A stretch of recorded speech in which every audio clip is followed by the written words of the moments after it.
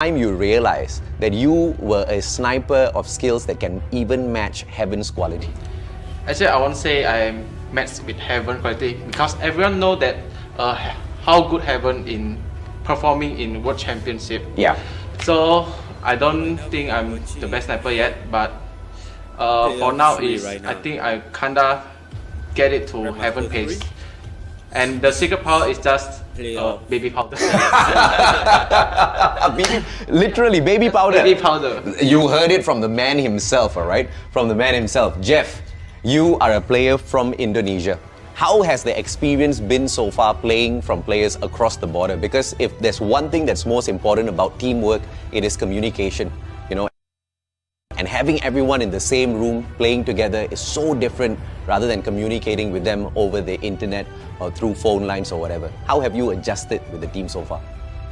Actually, it's quite hard a little bit because the language barrier. And then, but actually, it's exciting because it's my first time playing with other countries' team.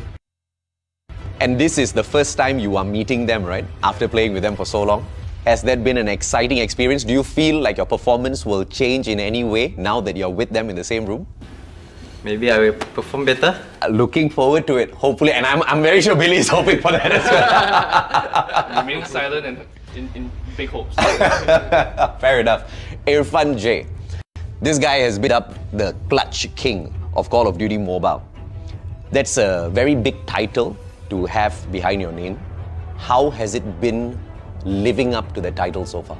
Firstly, I want to say thank you to you specifically for making me the Clutch King. But honestly, I don't even expect to get that title until I perform well against other teams. Honestly, I feel like I am a solo player and I work well alone. So maybe that's why I am able to pull off those clutches. And that team can depend on you even when you're in 1v5 situations. Yeah, exactly. Fantastic.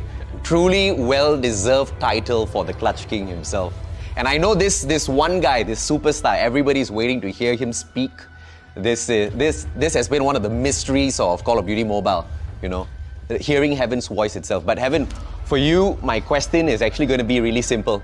If there's one thing you're well known for, is your snipes. The other thing is the fact that you play on your gaming bed.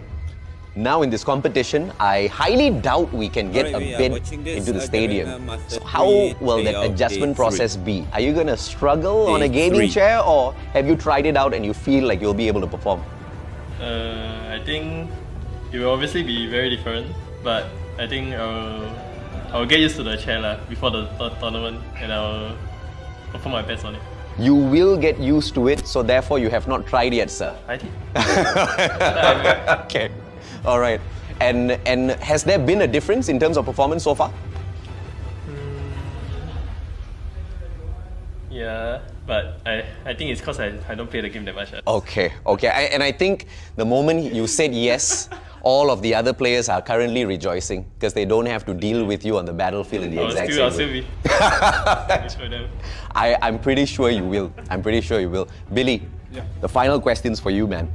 How has the experience been so far managing such talented, smart individuals under your care?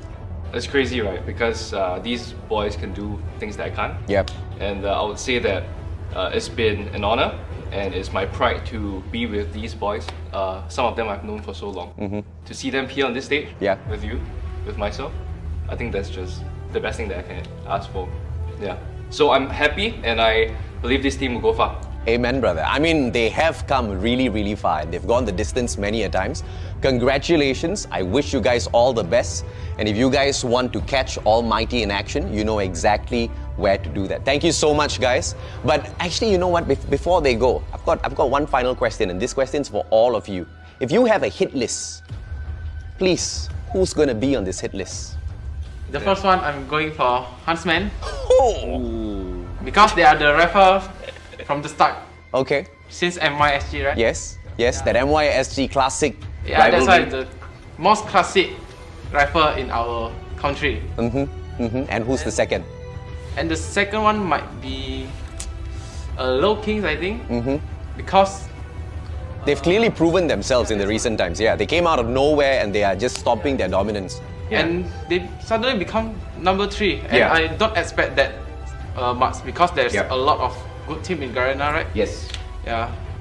And for the last one, might be Omega, I think. Might be in Leah. Yeah. Not for sure. Not guaranteed. Because if I'm not mistaken, I think that is your prime aim, your target. You are the predator and they are the prey for this competition. Yeah. Okay, fair enough. So is that a consensus? Does everybody agree that you're going for Smart Omega? Going for everyone. Yeah. Do you hear what I said? The team is going for Smart Omega, but Heaven is going for everyone. And I think everyone needs to be ready. If there's one thing that they are not ready for, is Heaven without his gaming bit. But on that note, boys, thank you so much for your time and good luck on the championship.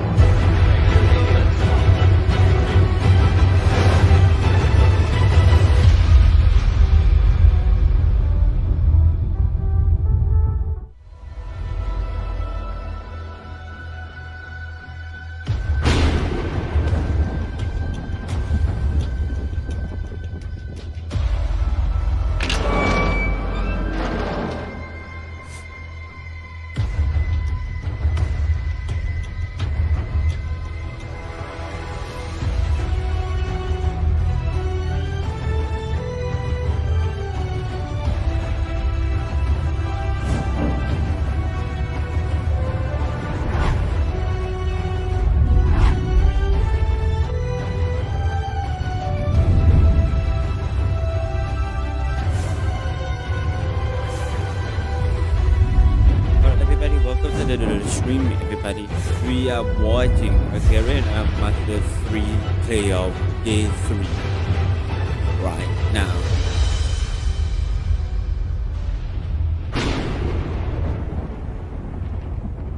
We are watching right now Garena Master 3 playoff day 3 right now. As you can see, that you guys watching right now is a literally Garena Master 3 playoff day 3. The game has been wild for all the players and teams today.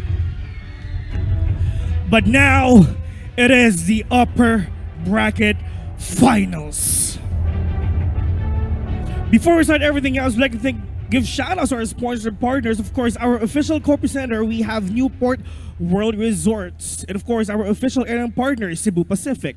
Our official hotel partner, Winford Manila Resort and Casino. And our official telco partner, Dito Telecommunity. Special thanks to the following: Marriott Manila, Logitech, Holiday Inn Express, Anjan Colleges, and Lupon WXC. Alright, let's watch this right now, by the way, chat.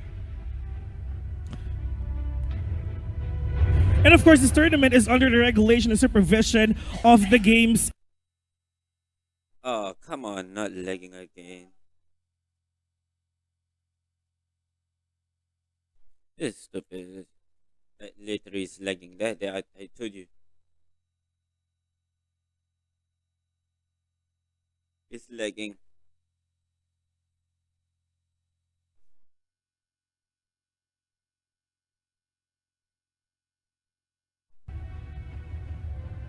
The El Clásico of Call of Duty Mobile.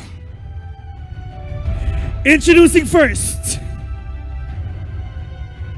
the defending champions, Smart Omega!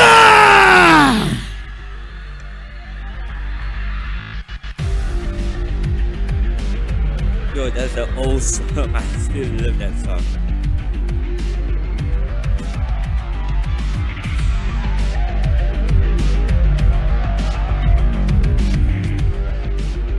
We have Whoopi!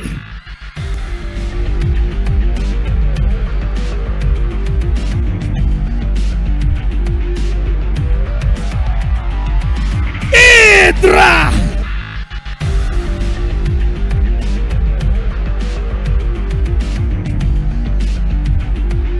Rage!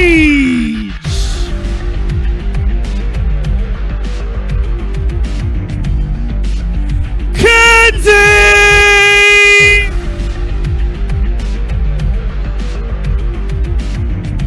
Risky! And last last but not the least, the head coach, we have Device.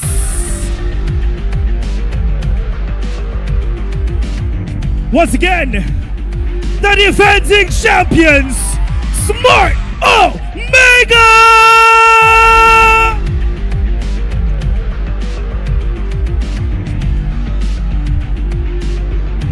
This is literally playoff day 3 right now. By the way, chat. Now, they're gonna be up against, from the Philippines, Ooh, Philippines right now. we have Blacklist International Ultimate! Ooh. That's a leadership and including the coach as well.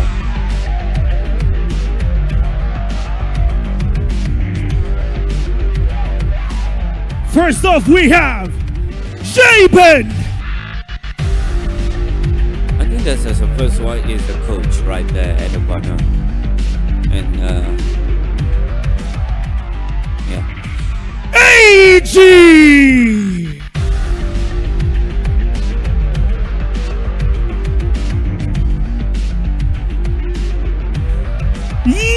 Yato!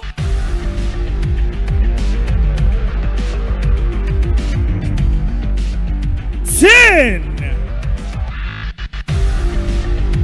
I like this one.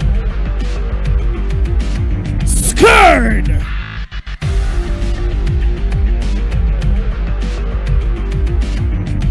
And last but not the least, we have FTX!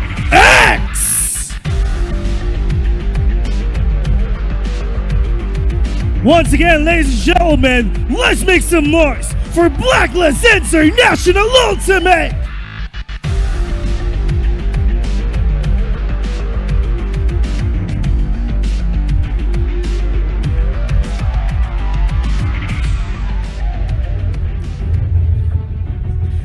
This might be one of the hottest games today. And some of our fans right now, when I say one shot, you say Omega. Let's do it. One shot, one shot, one shot. And when I say Blacklist, seriously again, you're gonna say break the code. Blacklist, Blacklist, Blacklist. Once again, that classical, ladies and gentlemen. Let's get this game started. So probably right now, AJ Mustacho, let's get into it. What a matchup we have got on our hands, Neptune. Smart Omega taking on Blacklist International Ultimate. This is the grand finals of Garena Masters Season 2 happening right here, right now. But each and every single series from here on forth is grand finals worthy, no matter what they happen, no matter whatever happens during these matches. Exactly.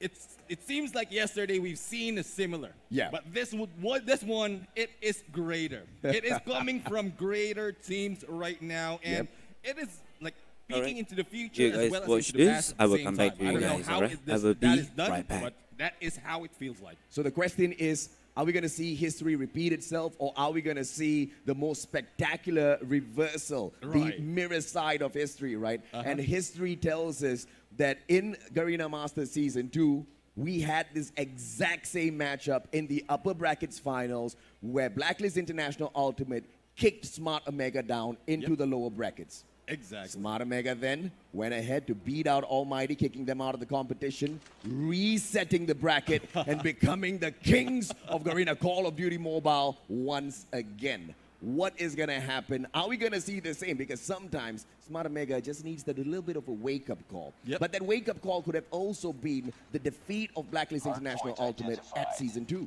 Yeah, I mean, that might be the wake-up call that they need, the alarm that will wake them up. But that will still depend on how well they perform. It Correct. has been a long time since Season 2 happened and ended, and this time a lot of things happened as well. Yeah. Information has been changed. Things have been changed. Yeah. Like, metas has changed. Absolutely. all the information from the previous game might be different right Yes. now. They cannot be read like we keep talking about readables as well as those untangible gameplay that they can put into here. But so far, it's still questionable on who will take the win. It's still up to the teams right now, but knowing these teams, it will not be that easy. Yeah, because the statistics seems to be almost equal on both sides, right? Right. You have both teams doing quite well on hardpoint, but Blacklist International Ultimate just has that extra bit of speciality when it comes to hardpoint. Yeah. They know exactly how to get the job done in the most effective of manner, very dominating on this one match mode, which perhaps gets me to lean towards the other side. But when you look at SND, when you look at what sort of a player we've got on the side of Smart Omega, you've got the best sniper in the Philippines. You've got the one and only Whoopi. But Whoopi, he doesn't always pick up those snipes these days. He also dominates on those KSP 45s. He's also one of the best flex players out there that the game can ask.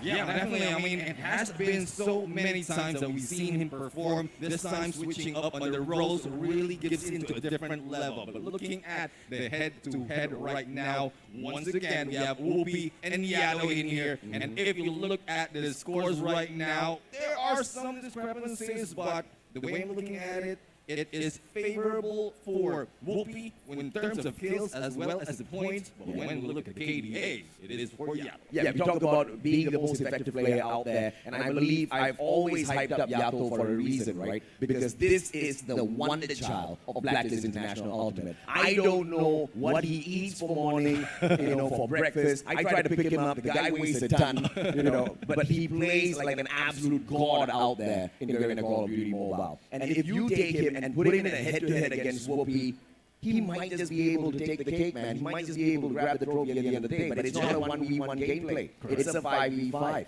Smart Omega, they've got the kind of team composition that is set up enough to break down even the best. But let us not forget who kicked down the one and only almighty into the lower brackets. Yeah, and Blacklist International Ultimate really brought it this time. Yeah, they really want to make this a win. They really want to take the crown to their side. Yes. They want to take it back. Yeah. And I'm pretty sure there will not be any hiding anymore. Strats will be shown. This is the way you show it. Yeah, and there's no comeback plays already. Yeah.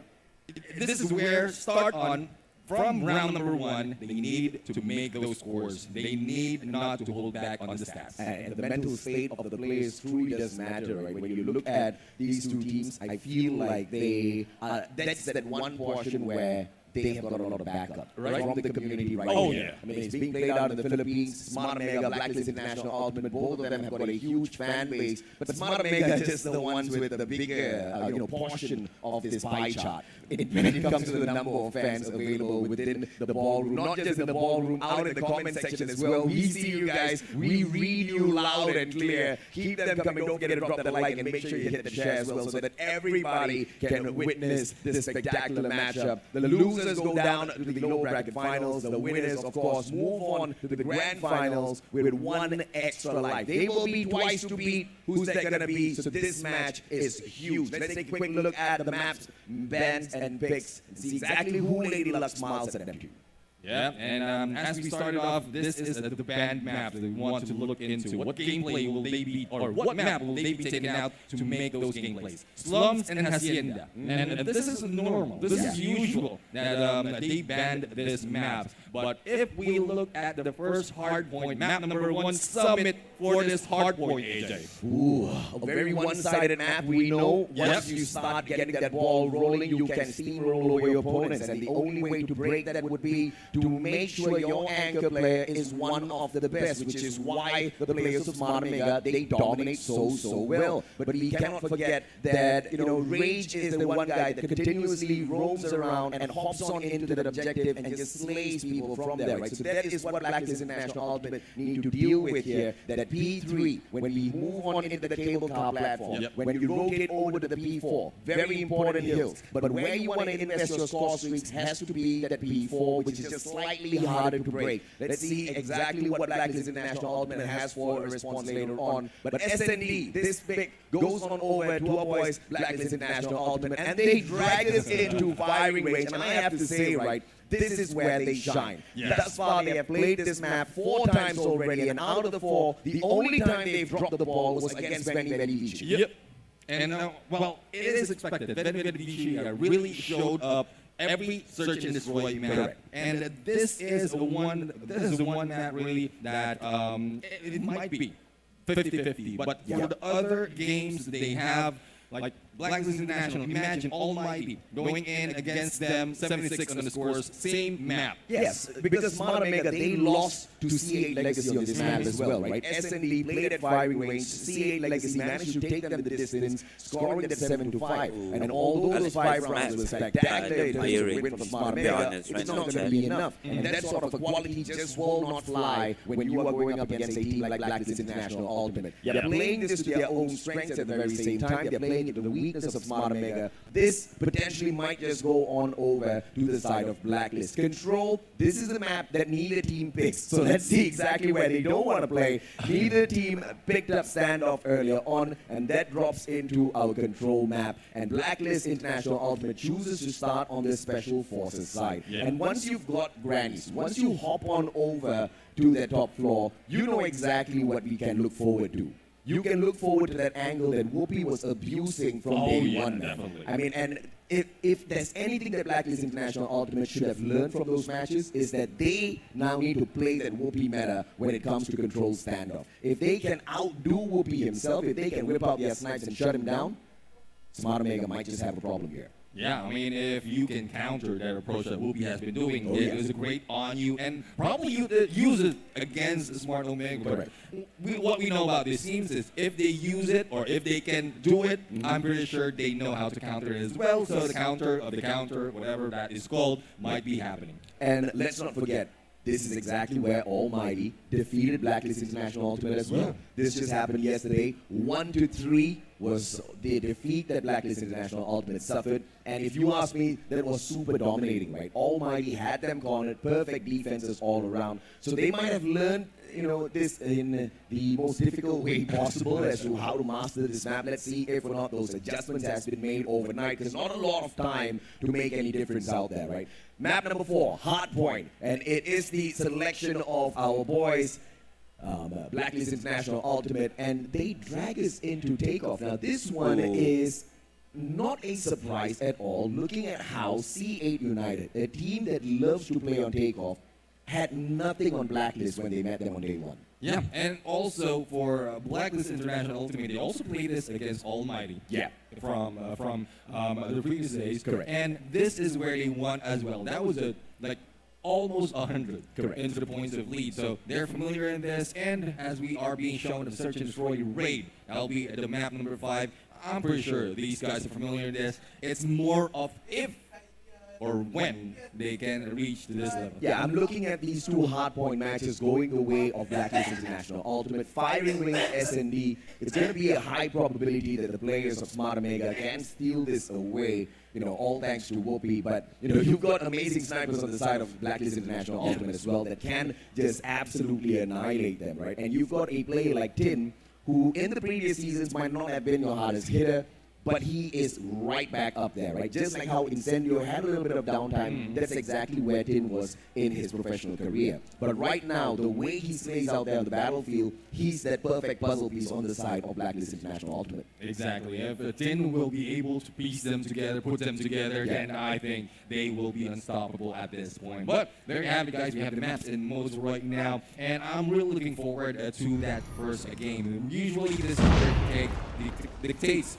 the momentum of a team. But knowing Smart Omega, there is a possibility that if even they have lost the first, the second, they might be able to take the third up until the fifth, because the comeback kings, they will not let that go easily. They may be the comeback kings, but against a team like Blacklist International Ultimate, that's one strat you never ever want to play. Yeah. Because when push comes to shove, they start building that momentum, they'll take it all the way, right? That's what the brand is well known for, breaking the code. It has already managed to break the code of Smart Omega. It has already managed to break the code of the competitive competitive scene of Garena Call of Duty Mobile for so long, but have already managed to break the code even at the world stage. That's exactly how Blacklist International Ultimate has been so dominant. But you guys, as the audience, have been amazingly dominant by hitting that like and sharing as well. Thank you so much for bringing all of these audience into the broadcast with us. There's still a great coupon all for you. We've got 4 more giveaways to give out later on. And here's the thing about day number 3. You redeem the code one time.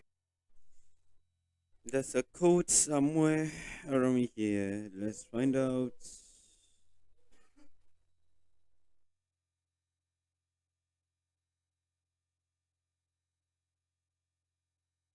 No, no, there's.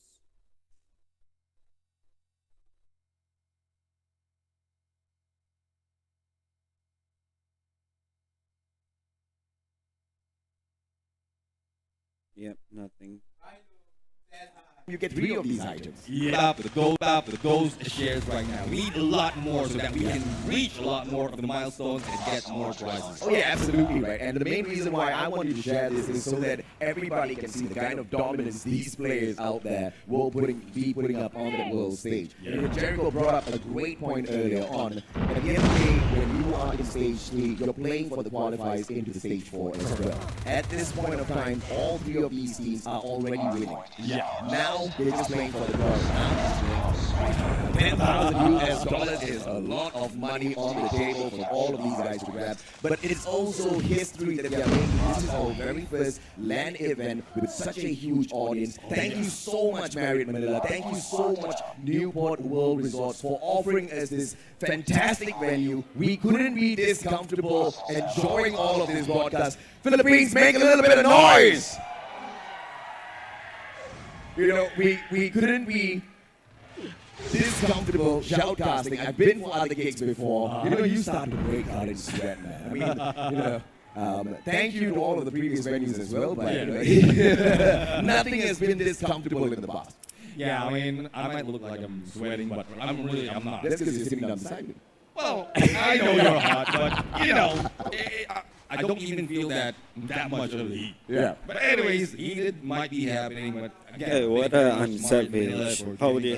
Welcome to the stream. Welcome. Accommodating everyone in here who like to see everyone on How's this it going, scene. my friend? Imagine 2 years of online. Oh yeah. And this is the first time after those years that we can see familiar faces, but really not like feel the warmth and emotion that's brought into this project. I mean, you're meeting a lot of That's people for the chilling. first time, but they don't feel like strangers at all. Because for the past 2 years, this is the bond that we've been building, right? Yeah. And you know, speaking of Why you bonds, can't sleep? this is What happened? one of the things that Smart Omega has played such a huge part in. You know, as one of the initial community builders that has brought so many people together. The whole community has got that brand to thank for because each and every single individual player in their own right has got a huge following behind them, you know, almost cult-like. They worship them for a reason. And that spurs those players to continuously put out that effort, which is why you also got to respect Blacklist International Ultimate. Because when these boys first started out, the support just really wasn't there. They fought against all odds and they literally broke the code.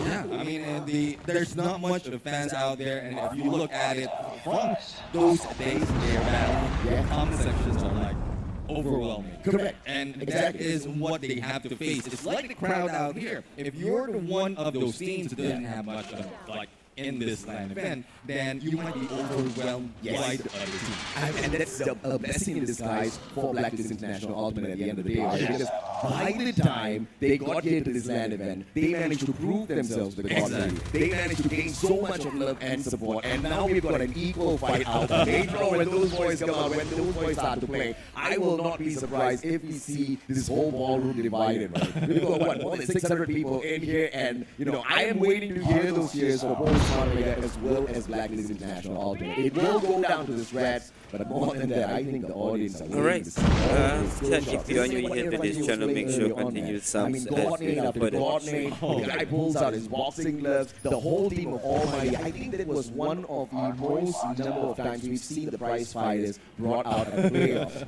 But speaking of prize fighters, it's very rare to see anyone with the diamond prize fighters. And AG is the guy that is the proud owner of them. I mean, yesterday when we saw him in performance, it's not just the prize fighters that were standing out. Right? Yeah. It was his brilliant IQ plays in those SME games that's going to be so important to overcome Smart Mega. Definitely. I mean, the movement that you do, you need to be smart, not just aggressive. Yes. You need to be smart as well. You need to be fast. Yeah. But at some point, you need to know when to slow down. Yes. Because, like, yeah, you can rush. Correct. But at some, it's most of the time it's risky. Yeah. And that is, I'm not talking about the I'm not talking about the number. Yeah. I'm talking about the risk that they're taking when you're going and rushing. But knowing when to rush and when to slow down, that is where you dominate this game. Listening closely to those footsteps, the gunshots, those who are dying, those who are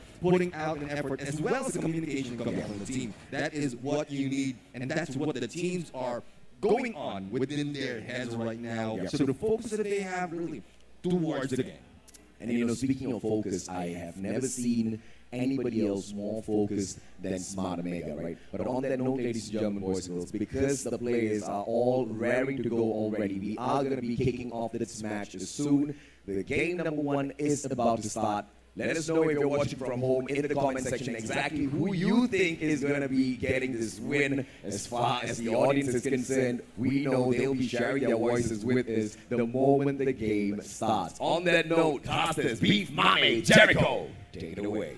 Here we go! Championship Sunday, Jericho! Thank you so much, Neptune and AJ. We're finally here at the Manila Ballroom. It's definitely going to be packed. You can see all the banners over here. The chants are absolutely crazy. But not only that, it is Kings versus Kings today. Season 1, it's going to be Blacklist. Season 2, it's going to be Omega. Coach A, how are you feeling today? I'm feeling really great. This is the final chapter for both of these teams, Blacklist International Ultimate and Smart Omega. They both have one, like you said, and this one, like what AJ said, all these 3 teams have already qualified for stage 4. It's for the guts, it's for the glory, it's for the pride, and it's for the money as well. Yeah, I mean, I did convert it into peso. Because both of these teams are Filipinos, right? It's going to be 500K if they do get this in the bag. As you can see over there, a lot of these fans are already...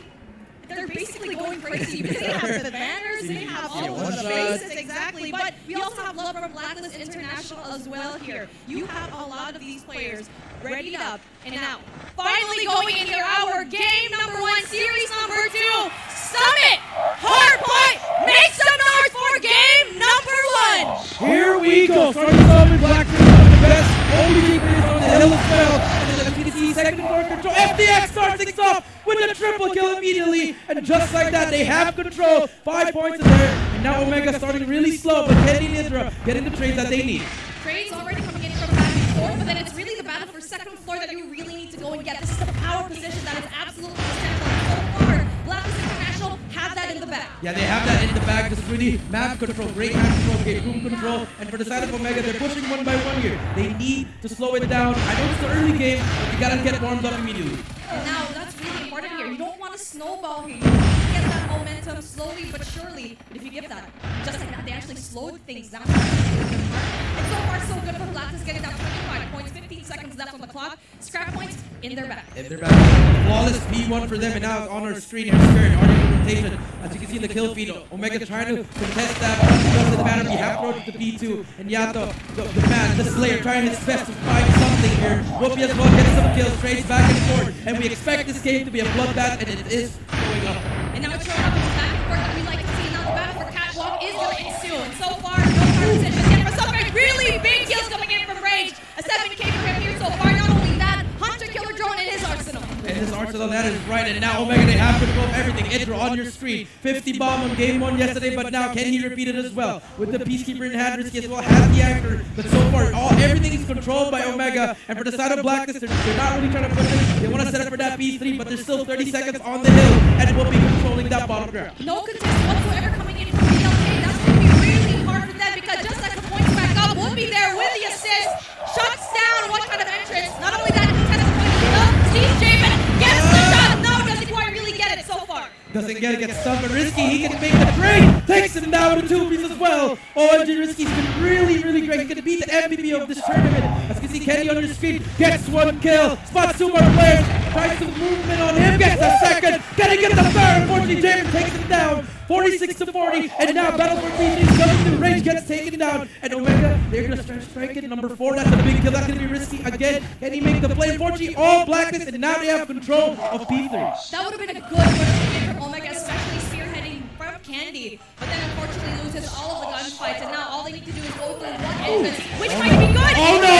Here we go! Candy as well with the assist, tries to go in there for another kill. They have the Annihilator, they have the Hunter Killer drones, they have all the score sheets that they can get here. Investment really heavy. Yeah, really getting investment in range, is still alive, but gets full streak, but gets taken down. And now, Blacklist, they get the final 30, but here they're gonna use it. The Predator to get anyone, he gets 1 kill at least. Double kill, 2 kills at least, and Whoopi with the nade. And this might be it, but the gravity vortex is gonna come through as well. The pitch might just happen. Enzo, he's gonna get taken down. Now they have to back their heads in 20 seconds left. You have to rotate now, and now you see Omega, they're gonna spot out and get that P4. Oh, that was a really hard kill because Blacklist International, they went in there so early, and we had 1 chance for Omega to go in there for the grave. Didn't really happen. Tried for another time and failed. But it's a good thing now that P4, that was occupied by Smart Omega, but just like that, Whoopi with the trophy system kill. There you go, Skirt. It's gonna be bye-bye for you. That's gonna be a double kill, and actually, they use the drone when they're defending. They're getting a lot of information. As you can see, Whoopi training them down. Range on 16 kills already. Can he get more? Spots that player, gets stunned. He's gonna try to back away, but for a moment, they have control either with the Annihilator. Let's see if he can make the play. Misses that first one. Unfortunately, not the best way to use it, but more players pushing through. FDX gets taken down, and now Tin with the gravity vortex. He's gonna take himself out. What a great play coming to Kennedy with a 2-piece. He's gonna keep on going, and Kennedy takes himself out as well. God, that's gonna be very difficult. I mean, you need to save your operator skills and really use it well. Just have that distance coming from the gravity vortex. But there you go, Whoopi with Annihilator. That's gonna be really solid defense here so far. And now they're probably gonna have a full 60 here in this hill. They're probably gonna have it. Kennedy on the screen on a 1 kill streak with the split spawn for the side of Blacklist. But here comes Kennedy. Little sneaky shot doesn't matter, but Skirt is there to make the play. Yato and Skirt, the duo, making it work. Now Whoopi's still here. He's gonna get 1 as well. He's gonna try to take down Yato. He spots him as well. 8 seconds straight, but Yato takes him down. 101-84. We gotta hit the reset. Now back to P1 we go. Now if you look at the map, the players of Black is already inside the hill, and now Omega they have to break it. All they need to go is into F right over here. Kenny's trying to go in for the power position, but FDX gets shut down by Kenny. Whoopi as well. And now they have the prime position going there for the takedown. Yeah, for the takedown, Kenny's still alive, but Yato and 2B shuts them down. They have control. Idra, he tries his best to wait for Siemens, gets his first kill, but Idra is what he needs to try to make more plays. He's gonna get taken down by Tin. And now Whoopi from the bottom doesn't have help from his teammate. Has to do the hero play, and he gets taken down. More players, and now Blacklist, they're about to tie the game and might take the lead. Taking the lead already, but then it's not going to be so far as long as they go in there for the test. And Omega so far so good. Rage getting that beautiful 2K. Not only that, Will gets the 3rd piece, but gets shut down by Skirt. Yeah, he gets shut down by Skirt. That was a huge 3-piece to shut him down. Now they have the time. The last 20 seconds. If you look at Blacklist, it's somewhat a contested. This is still good scrap time to you, so you can also rotate to P2. Now you see the anchor on number 1 is going to be staying at green. That's going to be huge for this P2 hold. Shannon has been really good when it comes to the anchoring, but unfortunately for them, Whoopi already there for the flag, knowing very well that there's going to be players right, left, and center. They have a hold of the hard point, power position already in favor of Omega, but they need to have right now. Skirt and everyone else, there's 4 players in Black International. Holding it down, but they need to push it through so they can keep on getting time. Yato's gonna win that gunfight as well. And now you see the flank, he's gonna push all the way to the back so they can force the flip here. But so far, Omega split spawns coming through. Let's see if they can break it. No break whatsoever coming through. Let's take a look at that. Oh, Risky could have had a really big kill over there in 2F, but unfortunately for him doesn't quite get it. FDX prime spawns are going to take 1 more kill. Rage doesn't really quite check his corner.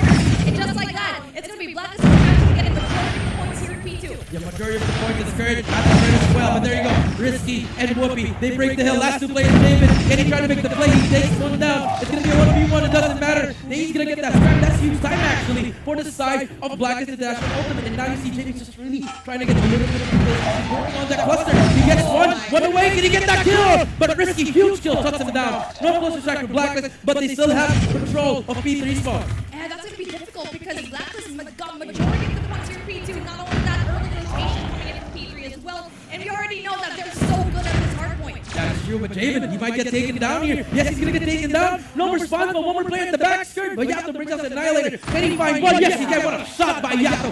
Misses that second though, but he knows they're gonna spawn up the back. And this is great positioning from Yato. He spots that player. Rage, but the nades are coming through, but it doesn't matter. The wallbang comes through with the nade. It's there for the trade. Response in favor of Smart Omega. They all have to worry about 3 players. There If we they go. as a team, they can probably win it, but Javen with 2 more kills coming in from the Annihilator doesn't really quite get spotted. Intro though with the backstab, that will give Omega finally control of this hill. Yeah, we'll give them 4 now, but look at number 2 on your skin. There's 1 flanking at the back. The drone is going to tag him up. 4 go down, and they're still getting them at the same time. They're spawning B4. 25 seconds left. FDX, he gets one as well. Spots the player in his glove. Does not take him down. Kenny with a big 2-piece. Javen trying his best to stay alive. He's just spraying and spraying, but Kenny takes him down. 140 to 169. It's going to tie it up for B4. Again, early rotation coming from Blacklist International, where in the past we get to see Omega go in the early rotate. Let's see how Blacklist International can have a solid hold here.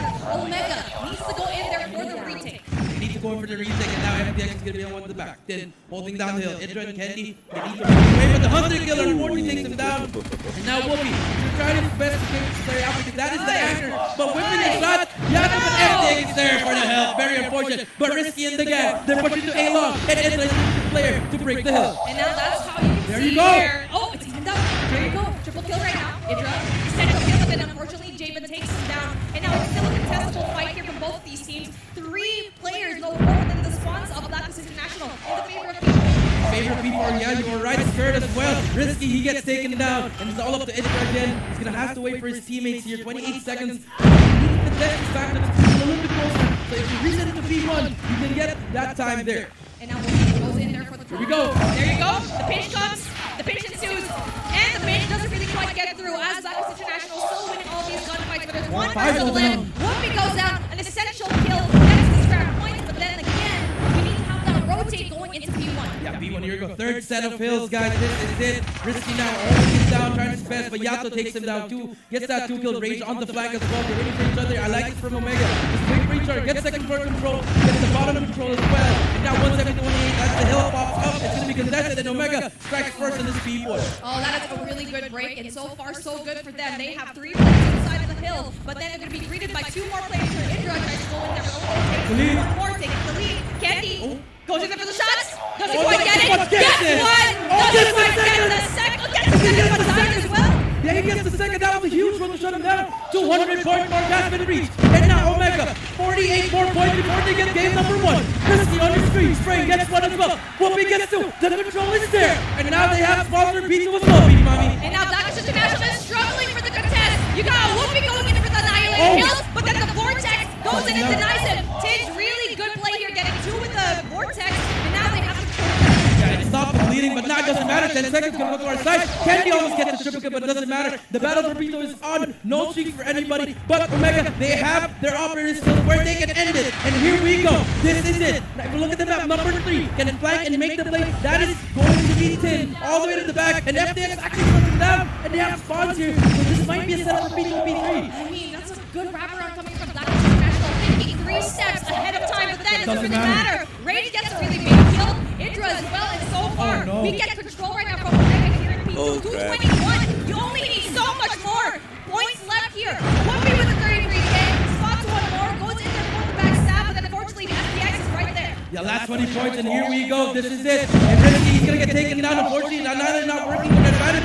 Rage does get 1, but a lot of players that are pushing through from the side of Blacklist. 230 to 210. Idra, he can try to make the play. Be the hero. He's gonna get taken down. If you're Omega, wait for your teammates and put them together. Rage gets taken down as well. And Blacklist, they're also known for making comebacks. 17 seconds left. The contest is in. Great contest. And look at number 4, all the way to the back. That might be the game-winning play. But it's going to be up against Yato. That is not going to be really great because Yato, the MVP of Blacklist International, Quick kill. will they spot each other? Yes, they get the kill. They get the kill. Omega finally gets the hill. Where in the past, we get to see Blacklist International absolutely dominate here. Let's see if we can see the same thing. Last 14 points. Hill pops up. And now Risky, a big kill in the back, takes him down as well. 9 more points to go for game number 1.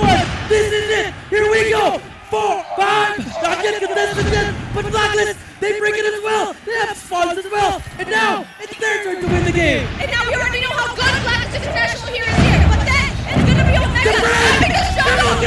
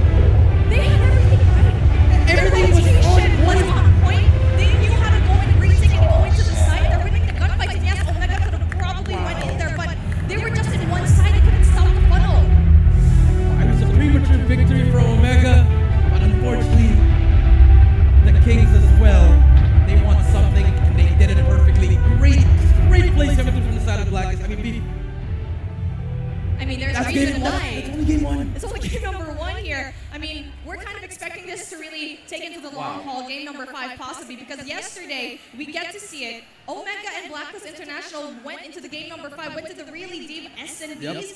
These teams really know how to battle it out, and not only that, they have the perseverance to really win it. Yeah, that is true. That they have the perseverance to win it. And both these teams capable of winning the whole thing. But I want to toss it back to our analyst, AJ. What a game number 1. Oh, what a game, man. And this is exactly what we were expecting from both of the teams, right? Yeah. And Blacklist International Ultimate delivering on the promise that they made initially, that they are here to once again break the code of Smart Mega. And with that final play, Yato's triple with the Predator missile, that was just game over, man. One final objective player inside. But you know, you got to really respect the plays of Blacklist International Ultimate because they were fighting against all odds. Spawning all the way from Narnia, back at their spawns, rushing on in. They had to win each and every single gunfight, but it was also the very smart investments of those operators as well. They whipped out those Annihilators, and Yato, he was my MVP throughout this whole match, man. And in terms of how he held on to that P3 at Cable Cast, that was just pure perfection.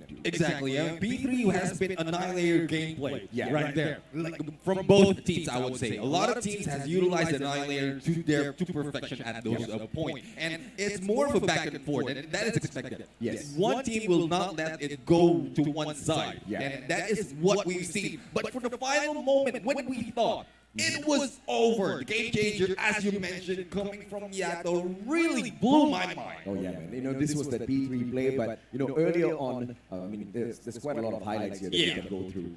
You know, where Smart Omega truly shined for me was at P2. Yep. You know, and how they took over, although the favorable spawns were with the players of Blacklist International Ultimate at the Green Radar Station, they were spawning away from them, right? They were spawning at their own base. And how they play this so smartly is pushing players into control room, but at the very same time, sending their two biggest slayers, Whoopi and Rage, to the second floor of the platform. Exactly. From that second floor of the platform, they control the perimeter. They've got that bird's eye view. They were shutting down players left, right, and center, and you've got that favorable spawns. But if you cannot shut down Rage and Whoopi who are holding on to that angle, that was going to be a no-go. And that was the hill where Smart Omega started running away with the matchup, only to try to end it at P3. Yeah, I mean, they had a good hold. They had a good hold in here, and we even seen them waiting on from that platform. From the other side, they just went in all together, and as you mentioned, with the hold that has been done by Rage and Whoopi, it has been like already for them. It has their name on it. It most definitely has the name on it, right? So once again, to answer the question, why are the casters in Garena so hype all the time? How can you not hype those players up, man? I mean, if you've got a match like that, if you've got teams of this quality, it's just really hard to not get excited out here, man. Exactly. Blacklist International Ultimate taking the fight to Smart Omega, who showed dominance at just certain hard points, but it was towards the very end of the game. Saving that Predator missile was the biggest game changer for the side of Yato. Rage taking that MVP on the side of Smart Omega, not surprised at all. Whoopi as well. Both of these players played spectacularly, especially on P2 once again. But Rage just had that extra bit of responsibility, right? He needed to play those hard points as well, which is one of the most important key points here for the side of Smart Omega, which is Rage. Not only does he sustain himself on those hard points, but he's also a slayer on the side of the team. And he's not just purely an objective player. That's the difference maker. But Yato, this guy, you just gotta bow down to him, man. There's a reason why he has been my #1 player on the side of Blacklist International Ultimate since the very start, right? Yeah. Because the promise that this child has had, the promise that he shows in all of those games, he never lets his guard down. And the guy that we were speaking about, Tin, he's back to his hard-hitting ways. Jamin barely needed to do much. Yeah, I mean, Jamin just have to take the objective to his side, and the rest of the killing can be done by Yato as well as Tin, and that is what they've done so far, and they've done it perfectly, especially for the final moment. Yeah, scrappy plays on P4 as expected. Both the teams rushing on in there, playing it to perfection. But I really love how Blacklist approaches the hard point as opposed to Smart Omega. You know, sometimes you just have to change the meta of the map as a whole. Correct. We always talk about those anchors moving around to secure those spawns. And when Blacklist International Ultimate understands, okay, it's not going to be possible anymore. Rage is there. Whoever on the side of Smart Omega is there holding down the spawns, We can't just wait around on ceremony for this game to be over. They take those fights straight into the hard point. And that's where, when push comes to shove, you need to win each and every single gunfight. But they've got the mechanical capabilities to do so, Neptune. That was one hell of a match. And like Jericho and Beef said, right, it's only game number 1.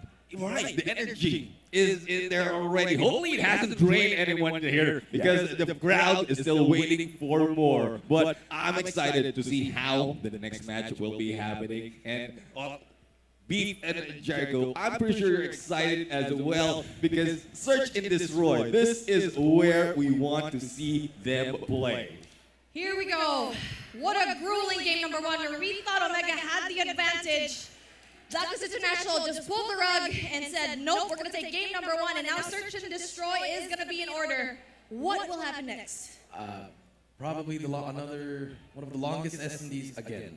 We saw that yesterday, Beef, and now in S&D. You know, S&D wins these championships. Both these teams have won championships. I've said that countless times, but you know, you just have to keep repeating it. You know, that game 1, I was losing my voice, and it's only game 1, but I love it. And you know, you expect this to go the distance. Exactly. I mean, we're fully expecting it to be a game number 5, but obviously this crowd is definitely so hyped and ready to see the action here. And now you can already hear it. We can already hear the gameplay. And if you're already here, if you're going to be a fan of both of these teams, this is the most important one, especially if you're a Smart Omega after that loss. Firing range SND. Both of these teams really enjoy playing this map. Blacklist International goes in there. They have the bomb. They have the bomb. They're going to be on the offensive side here. And you know, if you are Omega, you do need to tie this up. It will be with Sniper trying to hit some wall bangs here. And so far, great job from the Observer. Finally, the snipers that we need will be on your screen. FDX as well with the snipers. So 2 snipers for their sides. Yato actually 2 snipers for Blacklist and 1 sniper for Omega. So a little bit of an unorthodox play here, even especially on offense for the side of Blacklist. I mean, you already expect that Blacklist International will sport the same thing. Kind of the same thing that we've seen in Almighty. And that's why Almighty had such a hard time coming in up against Blacklist International, even though they also had 2 snipers as well. And now for Omega, you need to find a response to that, because as soon as you get to see 1 sniper go ahead, you already know that you won't have the advantage already because another sniper is on your head. Yeah, that is true. Now Whoopi on your screen, still nothing. A minute left. Finally some shots, but nothing. No one's really moving. And look at Blacklist. They're just turtling up in one side at the back.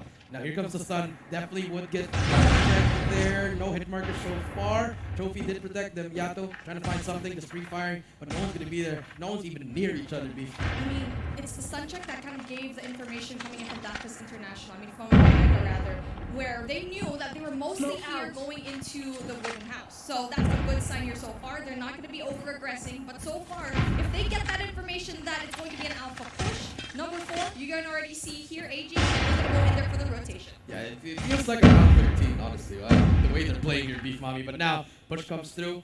Bomb has been planted, and Whoopi, the timing's unreal. You stay there, can he hit the shot through the wall? No one's going to be there. Whoopi and Yato now bomb is down. Retakes and ensue. 5 versus 5. 2 players from Blacklist all the way to the other side. And for the side of Omega, they're going to take this one side only. Here comes the push. Here comes the triple stun as well. Skirt is still shot. He takes one player down. Skirt is taken down as well. Risky and Yato. But FDX takes one down. And Yato's with the hit marker. A hit marker coming through. The defuse! The defuse! The choke!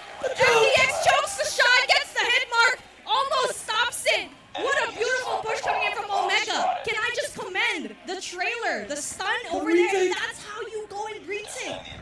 Shout out to you, Coach Device. What a retake coming through. 1-0 so far in Beef.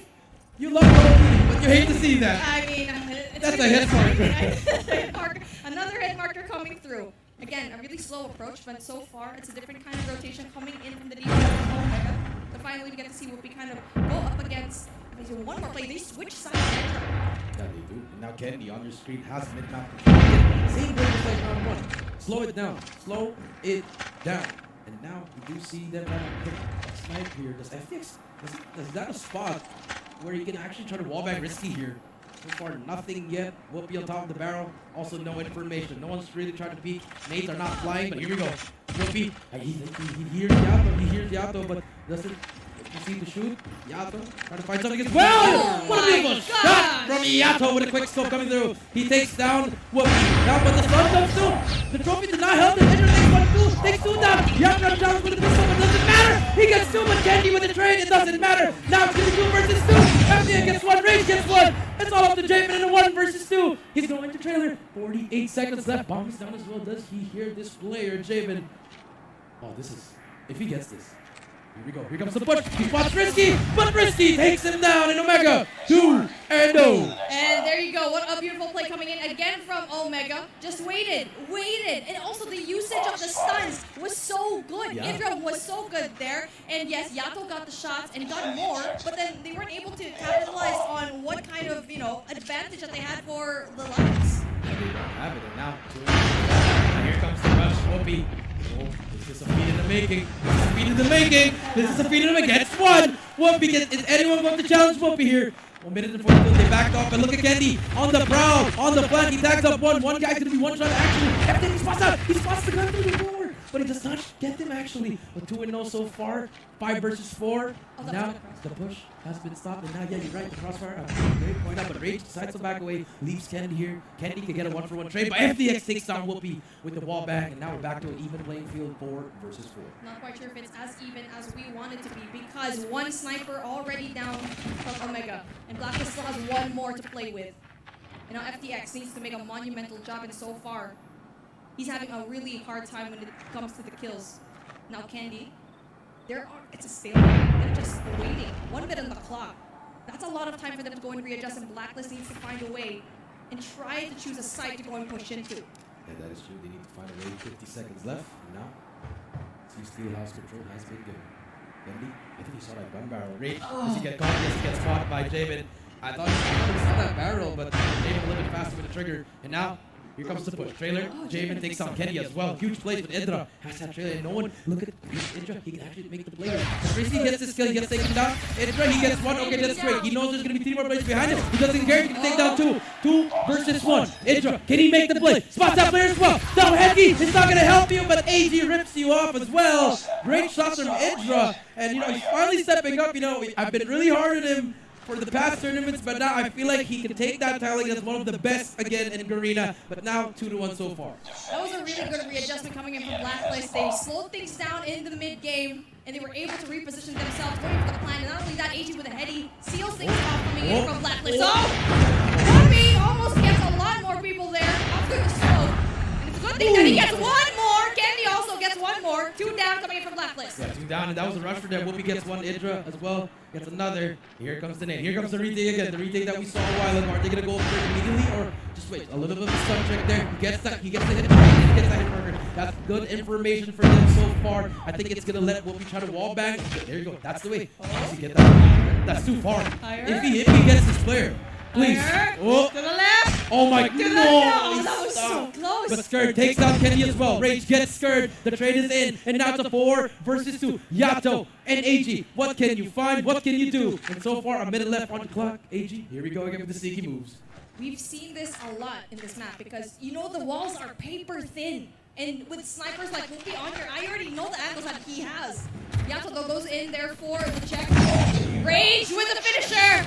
Now we are here at a 3-1. Jericho, they slow things down a little bit too much. Yeah, they slow things down a little bit too much there for the side of Blacklist. And, we knew they like rushing. But here, too slow. It's becoming where Omega can read your play now every single round. But let's see what happens here. We start with Whoopi. Whoopi with a slow feeding the making once again, but it doesn't matter. Stun and nade are coming through. Now they're all turtled in here. If that nade hits, that is a quad feed. I mean, you like to see it, but it's a good thing that Blacklist International just pushed back a bit, knowing very well the stun was there. And the timing is just absolutely perfect. It's going to be Yato versus Whoopi. Let's see who can get the snipe. Ooh, that was a close one. Going to be very careful. Goes in there for another shot. Gets the hit marker. Doesn't quite get the kill from Whoopi. Does not get that kill from Whoopi. But Whoopi gets 2 in a row. Whoopi, he's on a mission. Does he find his third? He's hiding. No one wants to peek him. Whoopi, he knows he's there. He knows he's there. He knows he's there. Oh, you're going to back away. 3-1 so far by Whoopi. He's just gonna stay pre-aim the whole time. He knows he's there. He gets the kill. Whoopi with the 3K. Too much for the ace! Can Whoopi find it? As we can see, Rage now, and Risky holding down jungle. Kenny can definitely get a player over at that Woodhouse, and Whoopi, he's looking for it. He's looking for it. He's looking for Kenny. He's gonna take this player out. No ace for Whoopi, but it doesn't matter. If AG gets Kenny and Whoopi, he's gonna get the trick shot. Enter as well, the spray, and the fray, and the round 4-1. Omega leading. Omega is heating up. Not only that, Whoopi is on fire with that beautiful 3K in that round. The man just can't be stopped. The patience that he has, just staying there, looking at his scope. He needs to be stopped. There needs to be some sort of retaliation coming from Blacklist. Smoke, anything. Here we go. They're risky. Whoopi, they take 2 down. It's a 5 versus 3. 5 versus 3. Whoopi again with another set. Risky gets the kill. And Jamin, last player alive. He's gonna get tagged up. 1 versus 5. What can you find? What can you do, Jamin? He does take 1 down. Kenny, he gets taken down. But Whoopi is there to get the trade. 6-2. Whoopi yet again with the kills. And yes, his team is absolutely amazing for backing him up. They already know that he's on a roll. He's on fire. So they're just supporting him at this point. And now on fire! Like what Mustachio AJ says, referencing the man himself. And now, you know what? You need to find a way because Blacklist, Yato, and FDX, they can stop Whoopi right now. AG here at the back, can he make the play? The push gonna happen. Risky takes AG down. Another play coming through. Rage, the movement. It doesn't matter. I'm gonna challenge you even if you have a sniper. I don't care. 5-1. Jamin gets Whoopi down. And Jamin gets 2. Big kills coming in from Blacklist. Now it's gonna be 2 versus 2. The crossfire, but Risky reads it. He knows it. Rage gets him. Skirt gets Rage. It's all up to Risky and Skirt. The new guy versus the veteran. Risky versus Skirt. Here we go. Moving in the back. Bomb is dropped at B. Here comes the gunfight. The gunfight. And Risky wins the gunfight. Match point for Omega. My goodness. Risky did not even see him. Skirt already had the advantage of seeing him first. And going in there for the flick to turn things into a 6-1 Blacklist International. We did not see this coming. I did not see this coming from the side of Blacklist. FDX with the wall back. Yato, he takes down Rage. That's going to be first blood. And now, can they win 6 in a row? But so far, back and forth we go. Skirt is taking down with an 8. But 4 versus 5 so far. Nothing yet, but bomb should be planted. This should be a trailer plant. Skirt, does he spot this player? No more nades. No retake as well. But they still have that man advantage. And I think he spots that player on top. Number 1, which is going to be Whoopi with a sniper. Oh no, oh no. Oh my gosh. Oh no, does he hit? Does he hit this? Oh, it does not hit. You hate to see it. But again, take 2, take 2, it does not hit. Take 3, take 3. Yes, he gets it! He gets it! FDX with the wall back of Kenny. Bomb is down as well. But Omega, 3 versus 5. He hits it when it matters, and we just said it a while ago. He needed to step things up, and step it up, he did. And now, man advantage coming in from Blacklist International as Kenny and Rage go down. The bomb is finally picked up, needs to be planted. With the assist coming in from Trailer as well.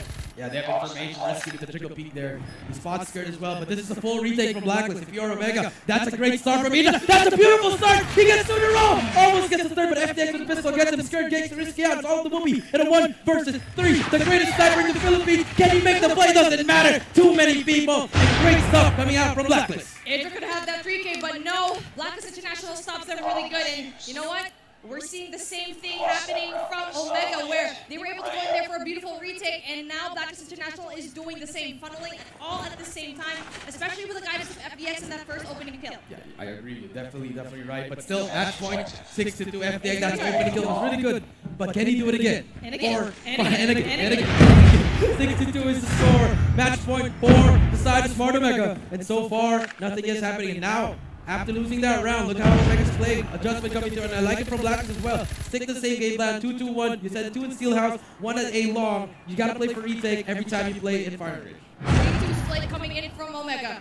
They're slowing things down, playing for picks, and it's the same thing coming in from Blacklist International, trying to gather that information, and Yato goes in for the wall back. Doesn't quite get any information. There's no information yet from both of these teams. But then, look at that.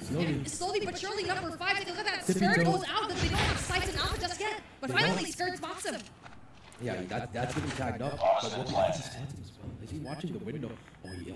Spots that player. Oh, did he get that? He was smacked. Was that a no-scope? He was going up. Yeah, but Jamin almost gets that kill. Does he get it? No.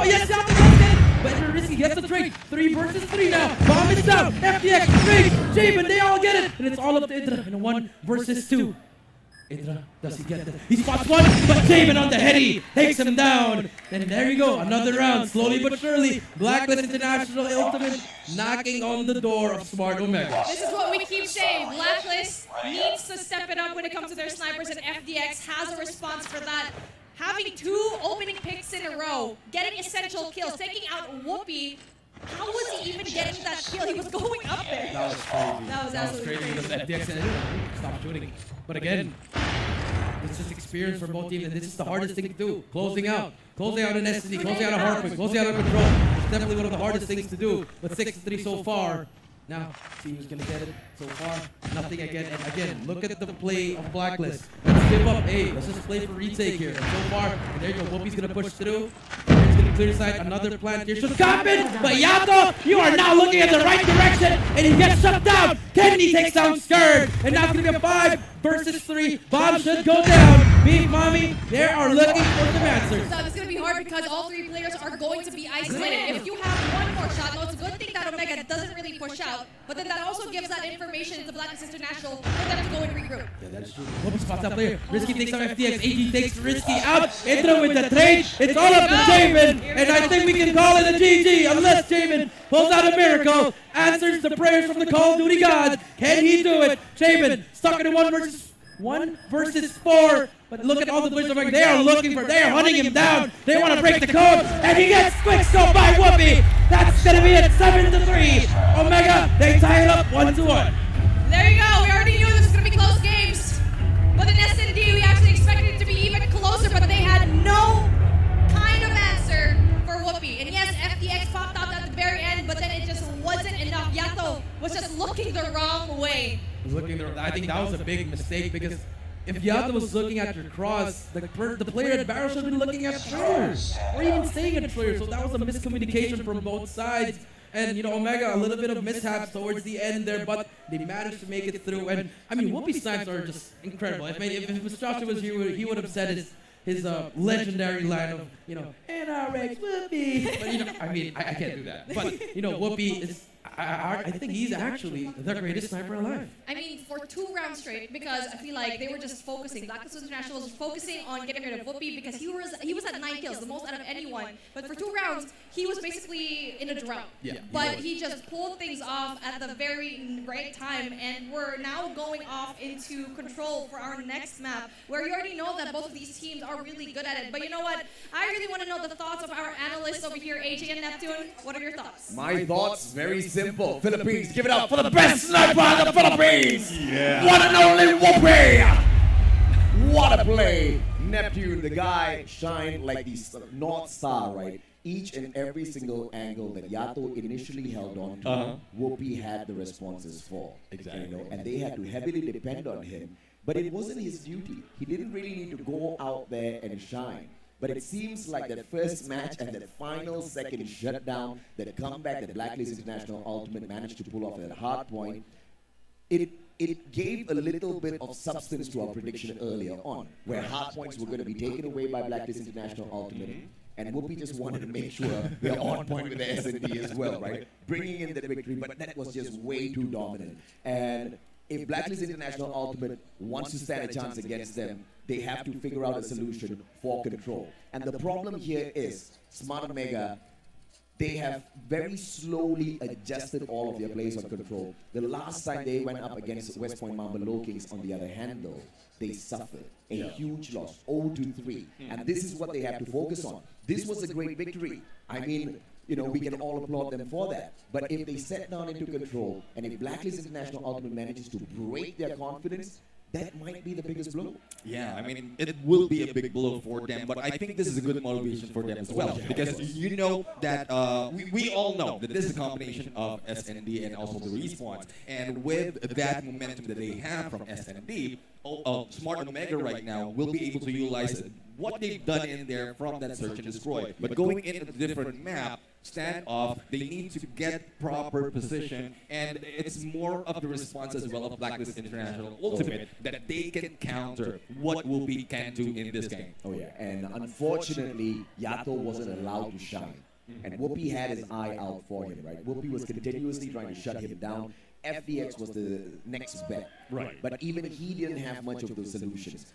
Every single time they try to catch Whoopi a little bit off guard, Whoopi just repositioned. He never holds on to the exact same angle more than once. And that's exactly what makes Whoopi so dangerous out there on the battlefield. Idra constantly with that support. And you have to give props to the objective player, right? Candy really gets it done all the time. And instead of those fast approaches to the bomb site, we see Smart Omega taking things slow this time around. Yeah, because they know that is working. It doesn't have to be so aggressive. Correct. And because of the double sniper as well, they need to slow down because they might be caught off guard. Correct. Imagine earlier when Yato has been taken down, Javen took the sniper from him, so it's still a 2-sniper against Smart Omega. And I want to bring the highlight onto that very first takeover of that bomb site as well. Yeah. The retake, that was just a thing of perfection. I mean, you can imagine it in your head. You can tell your boys, okay, here's what we're going to do. This is how we're going to retake the site. But executing it out there on the battlefield, especially against a team like Blacklist International Ultimate, extremely difficult. The timing, so very important. They toss the stuns out. They freeze those players where they stand. They move on in like the SWAT unit that they are, and they annihilated each and every single one of them. I mean, that's the quality that Smart Omega brings into the competition. We knew that from day number one. But now, they just keep slapping each other away. First it was Blacklist International Ultimate, now it's Smart Omega. And, if my predictions go right, Blacklist might just be pulling this back in game number 3. Yeah, I mean, Smart Omega might be putting it back for shock and awe. Yeah. Similar to what we've seen from Search and Destroy. Yeah. But it's more of the response that the Blacklist International Ultimate has needed to be done right now. And I think they have it planned already. Yeah. They know what to do. It's more of what will be the adjustment of Smart Omega at this point as well to counter those attacks. Yeah. But so far, we have a hardpoint Search and Destroy going into stand of control. Like we mentioned, the power positions already in this point, and they know it. Counters can be done, and it's just up to them to put in execution in this game. Absolutely, man. Well, on the note, ladies and gentlemen, boys and girls, the players are ready to go. Let's pass it back to our casters, Jericho and Beef Mommy. Thank you so much for that, our lovely analyst. Okay, we are one apiece here, Jericho. Search and Destroy was an absolute blowout. Omega definitely dominated that. But at Hardpoint, it was going to be a close game. And now we're going into a game mode control where it's a little bit mix of both. It's a little bit of a mix of both, hardpoint domination, S&D, control, TDM, whatever you want to call it. It's a really hard game mode, and I think both of these teams, I think they're on the top of the list here, that they are the two best teams in control. And it's really, really great, and I feel like I might just give this to Edge, just a little bit of an edge to Omega, just a little bit. It's like by 1%. By 1%? I mean, let me look at my data right now, because so far so good for Blacklist International, only dropping 1 in Almighty's game. And so let's see what is going to happen here, because we're finally starting game number 3, the decider, to see who will have the advantage going into game number 4 later on. But here we go. Stand up control. Let's see who's going to win it all. Here we go, game number 3, Tin gets taken out, Risky will be starting off with 3 kills as well. Rage as well, and Candy, 4 players of Omega, gets the first blood, and just like that, they're pushing through at the back to get that spawn trap going. Spawn trap, that would be very difficult if you are going to have it, but then it's a good thing that they absolutely denied that. Blacklist International getting rid of number 2, that's going to be Candy over there. And now they need to find a way to just drop all the players. So far, it's pretty evened up, but you can see Alpha aggressive right now from Omega. Very, very aggressive here. Now FDX, he gets 2 kills as well. Kennedy gets the trade. And now Blacklist International Ultimate on the back end, but scared is there. He gets that gun by Brisky, gets the trade. Then they're all one-shot here. This could be a great play from Din, but it doesn't matter. The crossfire coming in from Omega. He gets taken down, and FDX is still contesting, but he gets taken down. 19-23, and now Omega, they get that first point. That was so quick when it comes to capturing that Alpha flag, but we need to see one more point being captured. I think they're going to be playing for the lives here, 17 and 20. 20 into the side of Omega, but it's still very much doable for Blacklist International and turn things around. Turn things around, 60 so far. Yato shuts him down, so no capture on B. But number 5, that's going to be Indra. He's going to try to make a play there and wait for the teammates. But look at all the 4 players of Omega. They're all swarming the spot, and that's the play that they need. 3 go down, and now look at number 4. Risky's trying his best to delay them, and now B capture is going to be on the way. A minute 52, a Brent could be used by Risky here, but they decide not to. First stick has been completed. First stick already died, the second already ensuing. Let's see one more player. Can you do it? Number 5 doesn't quite get it. That skirt also gets taken down by Risky. The Slayers are doing its job outside of the point, and now they're almost gonna have B. One more tick going down with just 4 lives left coming from Blacklist. That's all you need to do. 3 lives to go. Blacklist, they need to find something, and Risky can definitely end it here just with that Predator missile. Last 3 lives. Bring it out. Bring it out. You gotta bring it out. That's a 4-piece chicken nugget right there if you want to do it. But Risky decides not to. Whoopi's on the next one. Last 2 players remaining, and here we go. Risky and Whoopi. Risky's turning into S&D, and Whoopi gets the kill, and Rage as well. Great first round for the side of Omega in the map we're in. Defense actually is the better side. Yeah.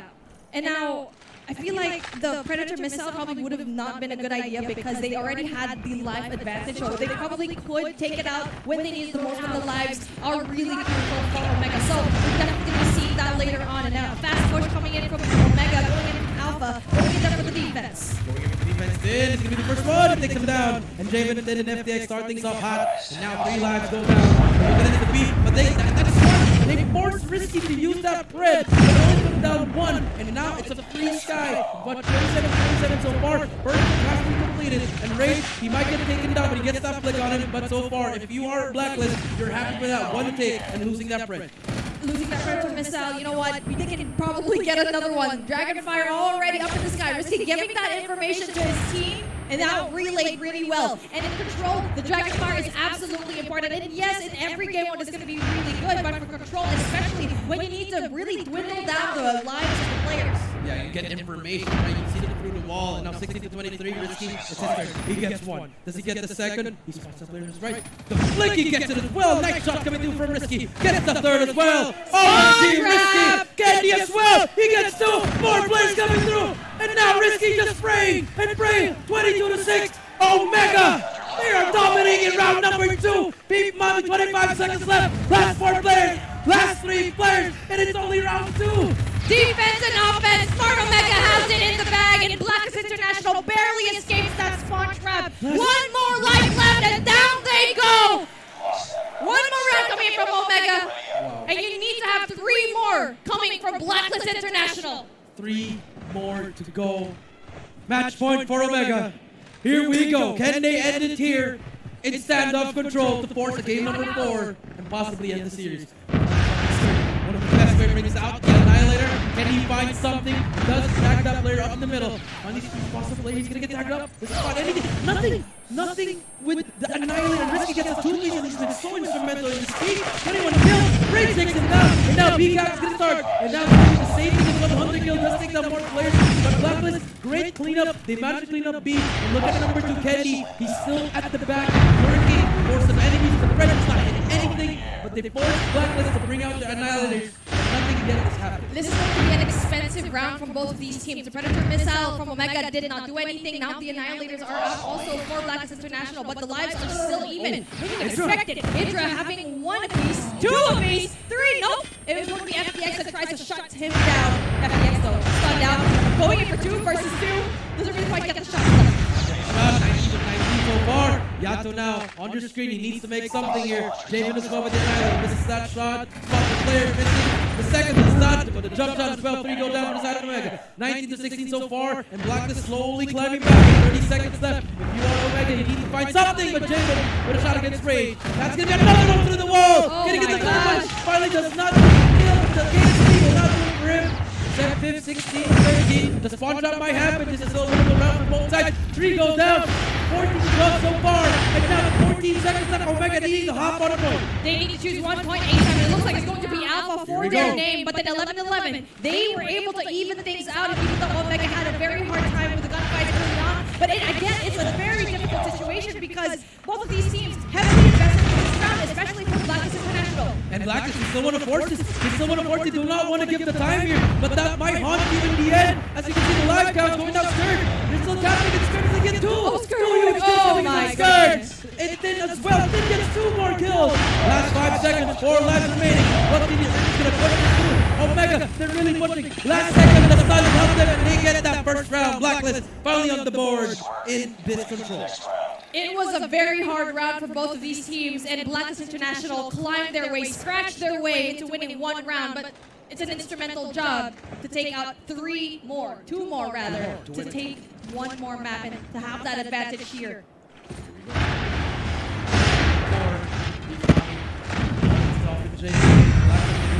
People, look how smart Omega is. They're doing number 5 to be it. They're holding that corner down before she does not get any kills there. Now what happens, but Rage with 2 Bs gets that kill. Risky and Kenny, 4 go down for the side of Blacklist, and that might be the play. But Yakko is still in the hill. 3 kills for his name. Kenny make it 4. Spots him as well. Rage takes him down. Kenny with 2 Bs as well. More spawn trap happening in the back. 27 to 21, and now they both give up the beast. That is safe. Smart Omega. Smart Omega going in the trying for the spawn flip, but then it doesn't really matter. It doesn't really matter, right? Sir getting all these kills. They already learned from the past, and now it is not going to happen to them again. Now they need to go and check the points because so far, the points are already dwindling. 24 and 15 in favor of Omega. Yeah, in favor of Omega. And Blacklist is still trying to clean up their base because look how many players are put up to the back. Number 2, Kennedy with Annihilator gets 2 in a row. FDX as well. He's going to take it down. Whoopi gets Yato. Kennedy follows that shot, but the damage has been done. 21 to 9. Beat Mami. What can you do if you are Blacklist? Nothing. You're being spot trapped yet again, where this already happened the last round, last 2 rounds, and now you need to find a way to just stop, hide, and you only have 5 more teams left, 5 more lives. So make that 4 with just 12 seconds left. There you go, Omega wins another round, giving them the series advantage. What can you do if you're Blacklist International as we head into Hardpoint? Wow. The swing game, it could have been a 3-0. It could have been a 3-0 if Omega won that summit hardpoint, but the side of Blacklist, they can still make this happen. Remember, they won that game number 1. I think they can force the best. The last game, which is game number 5, but Beef, that control. You saw Omega, they lost 3-0 yesterday against the Low Kings, but here, 3-1 against Blacklist. It just shows why they're one of the best teams in control as well. It was a crazy game. It was a readjustment that we saw coming in from Omega. I mean, they did have that loss a while ago. Yeah. I mean, I feel like the fact that they started on the defense today, I feel like that it was a huge deal because yesterday they were started on the attack. I think that was the biggest mistake. And now for them, going in for the defense, you're already knowing that it's a defensive heavy map. That definitely went in their way. Yeah, defense wins you control. I think that's most of the map in Call of Duty Mobile. If you play defense on control every single time, you're probably going to win 99.9. I mean, it's the fact that you need to look at the objective if you are going to be the attacker. You need to think about 2 things at a time. And so what a beautiful win coming in there from Omega, giving them the advantage. But you know who wants to give a lot of their thoughts as well? Back to our analyst, AJ and Neptune. Go do it. Thank you very much, Beef. Thank you, Jericho. And you know, yesterday, Almighty took on Blacklist International Ultimate. Yeah. Same map, same mode, same squad. Yeah, I mean, it's more, and I would like to point out as well, Jericho mentioned, like, it's a defensive map. Yes. The moment that you know that it is, you can flip those spawns and trigger. But this time, he fakes it out. He doesn't even hold the position, right? And that is the best part of Smart Omega. Once they show you a strat, they're not going to bring it to another match. You're not going to be able to catch them off guard. The best thing you can do is adjust on the fly. But this is what Blacklist International Ultimate is known for, to adjust on the fly. But against Smart Omega in that matchup, those adjustments just came a little too slow. And when push came to shove, the boys started to panic. And when you panic in control, there's no way you're going to gain control. Yeah, I mean, when you're counting down lives, every time that you lose, that is what brings in panic. And it will be a cycle. Wow. If you go and rush, try to take those kills, try to take those points, this is the play that I'm talking to you from back end. Everyone has an annihilator in hand, and they are traded and trapped. I mean, this play was one of the most spectacular moments in Call of Duty Mobile, right? Back-to-back, annihilated investment, and that's a very risky play. But that's what Smart Omega is known for as well. If you fail that, that's going to be game over already. So no matter what, you need to hold on to your angles. And this is where Smart Omega actually outshines Almighty. You know, when we see Almighty going in for the spawn trap, those players are rushing straight in towards those spawns. Correct. And that's your biggest failure. You have to play those head glitches. You have to use the tank that's in the middle of that spot just to play a little bit of defense as well. And you saw them bopping and weaving in and out. Those annihilator plays were just absolutely perfect. And round number 2 just ended before you could even say go. Yeah. That was was great. That was great. Really. Turn around in there with one point that has been taken by Black International Ultimate. They took the time. They took the time to their advantage, making Smart Omega panic at that point. They were just rushing, and then at that moment, even with the time, like there's still a few left. But with the lights counting down, because of the rush being done, they took that one point. And unfortunate for them, like it's all done. 3-1 is the score. Speaking of risky plays, who else takes that MVP title? The one and only risky plays out there on the battlefield. Guy has a superb KD in this matchup, close to a 3.0 because of his supreme slays. And you know, when you look at control overall, you also look at how many times your players are falling out there on the battlefield. When you have got your most aggressive player who's securing all of those kills, not dropping at all, you know your side has got a great chance of winning, right? But we got to talk about the backup that Whoopi gives out there on the battlefield as well. And we are talking about the kind of plays, 1.3 KD that he picks up this time around. In terms of stepping out there and taking the fight out to his opponents, it's not an aggressive manner at all. Correct. It's all about holding those angles down defensively. Exactly, and that is why Whoopi is, and as well as the use of the Annihilator in this game of control is very useful. Correct. Because you need to put your distance, and it's like a sniper. It's without pulling out the sniper. You have a backup in there that your ARs or your SMGs, but you can use an Annihilator as a sniper later on, and that gives you the advantage. And as you mentioned, with the trap that has been done, you don't need to really rush into the spawn. You just have to keep distance, utilize everything around you, and that's where you will be able to trigger that and stop everyone in their heels. And now the match moves on back to a hard point game mode where we usually see Blacklist International Ultimate shine. This is their best mode by far, and there is just very little doubt that they'll be able to take the fight up to Smart Omega. When you think you can count them out, when you think that Alright everybody, welcome to the stream. If you are watching right now, please make sure continue subs. If you are watching or new here to this channel, please subscribe and like this video as well. Undid the defense of Smart Omega, took over the hill, got that victory. These boys know how to fight, but it's all about building up on the momentum. It's all about taking one victory into the other, and that's what Smart Omega has done so far. 2 games back to back. SND, phenomenal factor stepped on in. Whoopi shine, risky, and Whoopi in for control. Will they step it up once again? Because remember, we need Whoopi to roam around and slay. Whilst Rage picks up all of those points. Correct. And well, we've seen him do that. We've seen him that go for the sport against Rage, go for the sport against Risky. And hopefully they'll be able to maintain that rotation. But we know Blacklist International Ultimate, they can read, and as you mentioned, micro-adjustment within the game. Like, if they go for a specific, like the money hill that we have in Takeoff, that if they will be able to break that, we all know that they can take the second floor, go in down on the other side, and then go in for the push to take that hill. So that is where most of the time Takeoff has been flipped in matters of hard points. So hopefully they know they have a plan to counter that as well. Yeah, and I know exactly where you're coming from, right? The focus has to be on P3, and the bigger focus has to be on the spawns for P3. Correct. From generators, you just get a never-ending supply of players into the hill, and even if you do not command the spawns for P3 on the early stages of that point,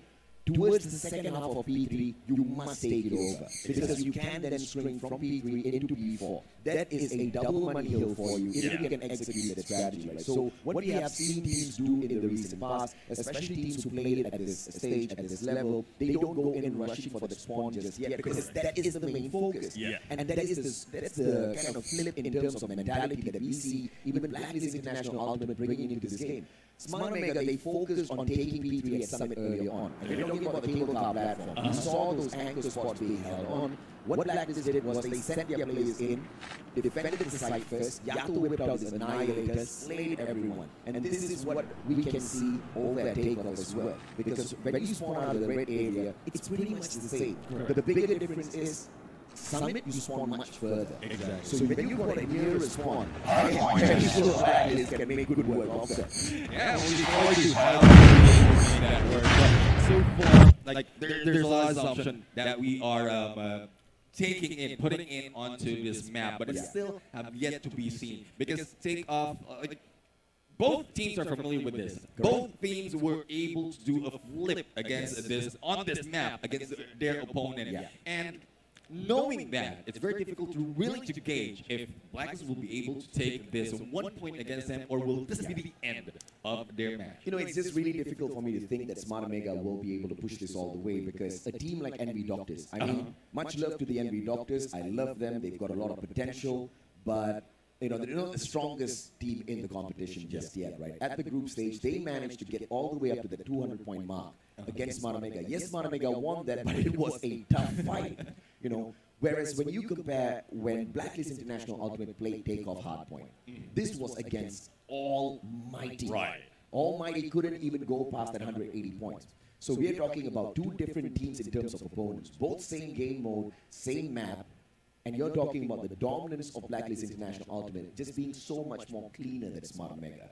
That might be the factor that will be played out there. And that's based on the data. Yeah. But if you ask me, I'm somewhat of a devil's advocate. Like, they might be holding back from that fight against NV Doctors, leading us to a different path when it comes to the numbers. They could have been, right? They could have been holding back just a little bit. I mean, at the end of the day, NV Doctors is the kind of team where if you hold back against them, they will make good use of that opportunity. They'll try to take it all the way. Could explain the 200 points because of the quality that NV Doctors had as well.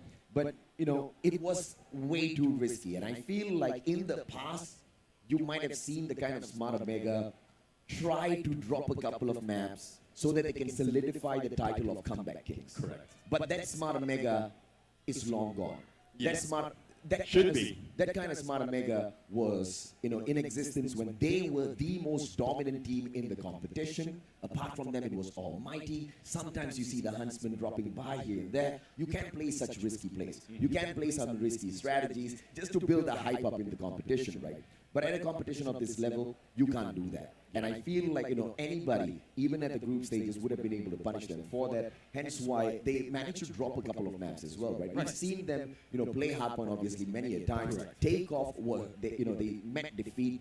West Point, Mamba, Low Kings. You know, although it was not Takeoff, it was Hacienda, but you saw kind of the dominance that the West Point, Mamba, Low Kings were able to execute. Once you can just snowball your momentum in that matchup, Smart Omega usually starts to get a little scrappy. And this is where you can see Blacklist International Ultimate taking advantage. And you have to be a very mechanically strong team to take advantage of a squad like Smart Omega when they start breaking down. You have to be able to spot those weaknesses, right? And that's what we saw at Summit. Correct. And I think that is what they have done. Yeah. They started strong, but the counter of Blacklist International Ultimate has been strong as well. Yes. Thus, the closest of the fight at the first hardpoint. And how close can it be? When they thought they got the win, Blacklist International Ultimate just took it back. But that made them hungrier, angrier, taking two maps against them. Now, it's just who is much hungrier. I mean, I'm still looking forward on what counter can Blacklist International Ultimate do in this takeoff. I don't want to see Blacklist International Ultimate countering anything. I want to see dominance from the get-go. I want to see them wake Smart Omega up in this Takeoff Hardpoint matchup. I want this to be pushed into a match number 5 so we can see yet another spectacular SND. On that note, ladies and gentlemen, more signals, let's welcome our casters back, Jericho and Beef Mommy. Thank you so much, our lovely analysts, Mustachio and Neptune. We're finally bringing things down here where you get to see Omega having the advantage. And if they win this, well, we're going to be kicking down Blacklist International down in the losers bracket. Blacklist International, they are so good in this map. Takeoff, Hardpoint, they have been perfect. And I mean, yes, and even though the stats lead to that, it also goes to show and it proves that how good they are here. And the fact that they beat teams like Almighty very convincingly. Yeah, that's true. Takeoff, it's one of their comfort picks. Like what we talked about when we saw it, safe pick. It's a safe pick coming in from them. And I feel like they can do it by forcing this game number 4 and then winning it to force a game number 5. But here we go. Ladies and gentlemen, this is it. Will this be the final match for Blacklist and get sent to the losers bracket, or will they force a game number 5? Takeoff Hardpoint, game 4. Starting things off with Tid. The OBJ, can he find something? Because in game number 1, he's doing really well towards the end of the run. And now let's take a look at what happens next as Blacklist International gets the hill just momentarily, and as big kills coming in from Omega. Omega, they are going to get P1. Now, this is going to be a very hard hill to take because of how open the spaces are. You need to get power positions such as scaffolding to get that, not only to get a power position, but to also really position yourself going into that next hard rotation.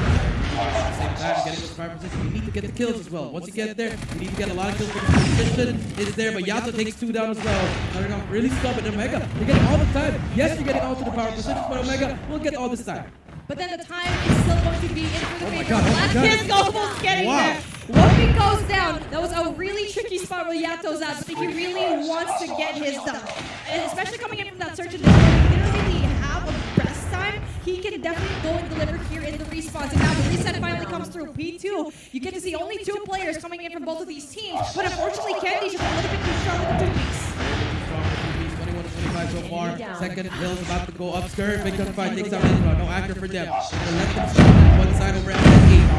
Now, Omega, they have the early group 26-21. They can rest, probably take him down, and they have to push this. If you are Omega, I like the stuff coming through, but no introduction whatsoever. FTX is here, no follow through. FTX is just there holding it down, and finally, they break the hill, and they get the time. And so far, they're getting stunned. Yato, Javen over at the back trying to hit the bench as well.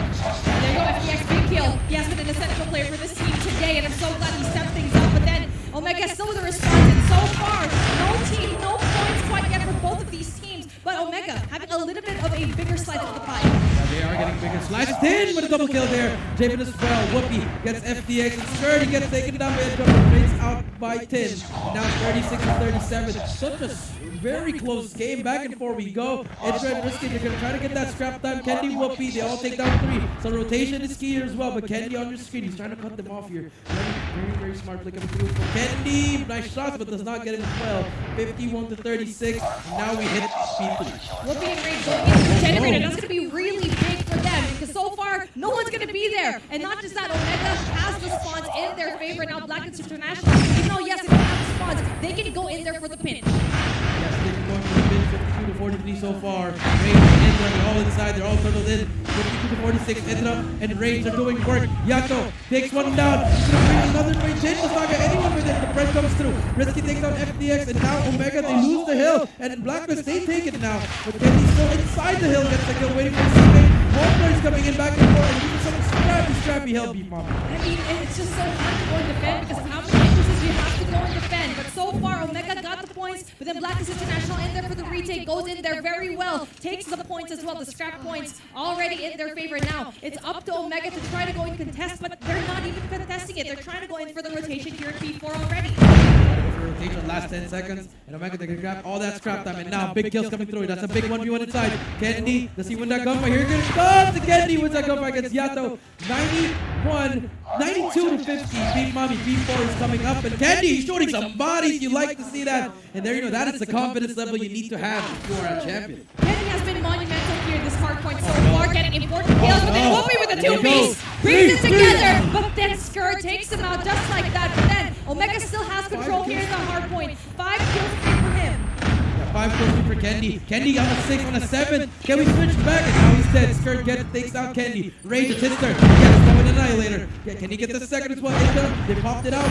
Now you see the lead. It's slowly growing and growing deep. And it's slowly going back to the side of Omega. 92-75. Blacklist. What did they find?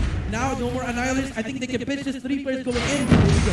And there you go. The pitch five comes through with a Rage with a really big kill for him. Shuts him down. Now FTX needs to find a way to go and support his team as well. And it's going to be a very long rotation from there. And now Omega finally gets the points down. They finally get the points down. Trying to kill one player. Trying to grab the Fred. That was a little bit of a waste there. A little bit premature. I like it. Either gets one. 93-93. Blacklist gets a little bit of points there, but we reset now. Back to P when we go. And Indra on really close streaks here. Plus, I think you can use her. There you go. Smart play coming from Indra. Doesn't find anyone. Finds one, takes him down as well. And now he's literally one away from a cluster strike. Now that is going to be a really good investment coming in for Indra. But then taking a look at that, Skirt gets that kill with the Annihilator, finally brings it out. And now really big kill coming in from Blacklist. And even though the early rotation coming in from Omega, Blacklist International just knows when to respond and down the stretch answer. Yeah, they just know when to respond. 195, they get the time as well. But remember, drone, double drone coming through from the side of Omega. They also have a Goliath from Kenny. When do they want to use that? That is a question we need to answer. 104 to 98, FDX takes out more players back and forth. And finally, they get the hill. FDX gets taken down. Map control given to the side for both teams, actually. If you look at it, Omega, they have control B2 as well as scaffolding. But Blacklist, they're the superior on the gunfight. They're finally waking up here in this game number 4. I mean, this is a contest hill, so that's the reason why both of these teams are just struggling to get the points down. But now you get to shuffle into P2, where Blacklist International actually had a lot of points over there. Yeah, they have a lot of points here in P2 in the back and forth. Remember, everyone's just contesting. No follow-through, like you said. Jamin is trying to make the play. Rage gets one. Kenny gets taken out. Rage gets taken out. Indra and Whoopi trades back and forth. And following Omega, they get control for at least 5 seconds here as FDX decides to hit the flag, takes 2 down, and break the hill. And now, that is going to be a really good support coming in from FDX. 19 to his name, not just out a Peacekeeper that we've been seeing all throughout this competition absolutely shred. And now still contested the hill. That is going to be very difficult points right now from both of these teams because it's so far a stalemate. Yeah, so far stalemate, 114 to 108, just contest. And this is great for both teams, you know, let's not get any points. Let's just contest each other if we don't want to go for it. But so far, Blacklist, they win the battle so far. The 3 go down, and this might be a great play coming in for the side. And then he gets taken down, and the scrap time would go to the side of Omega just to get a little bit of bump of that lead. This is going to be a long, hard point because as you can see on your screen, folks, because it's going to be leveled. And just as we thought, Omega was going to get a lot in the hill, gets contested as well. Back and forth, here we go. Not only that, the rotation from this map is so long that you need to take a lot of time to go and rotate. Every single hill here, it's like a cluster strike. Everything just happening. Everyone's speaking all the corners. Yato and Tin, they got 2 pieces as well. Risky and Tin's over at that top red, and they have control so far. Tin's holding it down. He's 1 shot, but he doesn't matter. He's just staying alive there. Jamin, big kill coming through, and the delays is happening. And with these gunfights being delayed, they're just getting a lot of time. I mean, they're trying to find a way to go and regroup, but then they're just going down as Skurd getting 2 big kills for his name. Just trying to go in there for the denial of the pinch of Omega. And now what they can do is to go in there very cheekily, but then there's no stun whatsoever, trying to go in there for the break. Yeah, but the crossfire happening for the side of Blacklist, just giving them wonders, and they're getting a lot of points. Yato takes down 2 as well, 155 to 126, and if you are Omega, you need it this time. Or you can also give it up and try to get a full 60 over at B4. And so far, it's all been Blacklist. They're closing to that game number 5, Beef Mommy, 165 to 126. Here we go. And there you go. Tin has been an absolute monster in that 2F, and you get to see a lot of the points, though, coming in from Blacklist International. But the scrap points going into Mega, they're definitely going to be taking that. It's going to be very important. And not just that, they also have the rotation coming into P4. So smart plays coming through. This is big gunfights here for both sides. Candy, does he decide to use the Goliath here, or do they want to use it in the next rotation? Indra brings out the Annihilator, scared in FDX as well. And here comes the Annihilator. Indra gets 1. Jamin in the corner, he gets 1 as well. Yato and Tin, they don't need Annihilators to get the kills, but the spawner happening. Risky takes 1 down as well. Jamin stunned, waiting for his life, trying to wait for the stun to get removed. 170 to 139 contested, but now Omega, they have control. Now control already, not from both of these teams yet, and just so far so good coming from Blacklist because it's going to be a 2v1, but then unfortunately brings it down to a 1v1, but then there you go. Blacklist International finally goes in there. A very full stack coming into this next hard point. Yeah, very full stack of Omega. You need to break the cell. Whoopi, that was the play there, but unfortunately he's going to get taken down as well. 189 to 145, about to reach the 200 point mark, and Rage, and again, what did they find? Nothing so far, and Omega struggling in this map in takeoff. Last 15 seconds, they're going to go to their side again. Scrappy Hill, and now we reset to that P1, but Blacklist, they're going to get first to be the first team to get into that 200 point mark. But I mean, it's still very doable for Omega to actually go in there for the points. I mean, 50 points, that's not too big, not too shabby, and now we're going in for the reset, going into the contest hill, which is going to be P1. The hardest hill to go and get some points, and what we've seen here so far, they're barely getting more than 10 points for each of them. Yeah. The last 3 hills only got 40 points so far combined. Now this is it, 206 to 150. Omega, they need 100 more points to win the game. To the side of Blacklist, a little bit more, 40 to go. A contest comes through. Rage as well, holding it down now. They finally have control. The games of that first time when the game started, they were like this, Beef Mommy, but they need to get every single second and not give it to Black. And now I'm feeling like B3 might be the place where Candy can actually go in there for that XS1 Goliath possibly. But there you go, speaking of the man himself, almost 28, almost 30 rather, and he has the Annihilator in hand. Now he can go and defend this P1 really well. Not only that, they can go there for the rotation into P2 P2, that's going to be really good. That's going to be really good. You're right. And there you go. You give that 10 seconds up. Now you set for P2. And here we go. This is the one where we need to get the Goliath out for Kenny. Yato trying his best to stay up. Whoopi gets one as well. It's going to be 270 169. P2 opens up. And Omega wins first. And here comes the Goliath from Kendi. This might be the game changer. He spots up there in the right. But the Brand takes him down. Oh Mark my plays gosh. coming through from Jamin. 270 to 169. But Rage, Silk Annihilator can still definitely make the play. And here we go. But the God name from Yato takes 2 down. FDX praying and praying to end this and force the game number 5. And now we can see it, 223 and 169, but then Omega finally gets to have that break. But it's a good thing though, they can win the gunfights over here in 2F. They're getting the points. It's still very doable if they get all 30 seconds Holy here. And then crap. rotate going to P3. I really feel like that Goliath was the wrong call here in P3.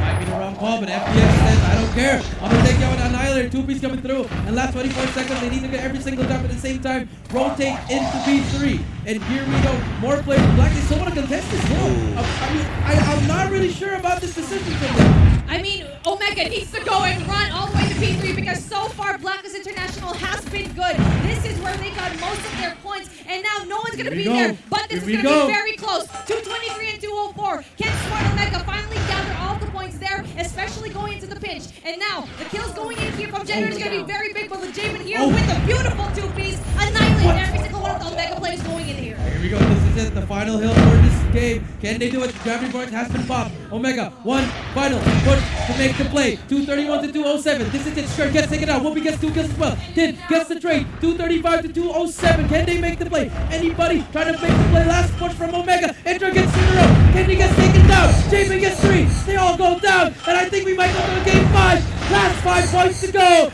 4, 3, 2, 1. And there you have it.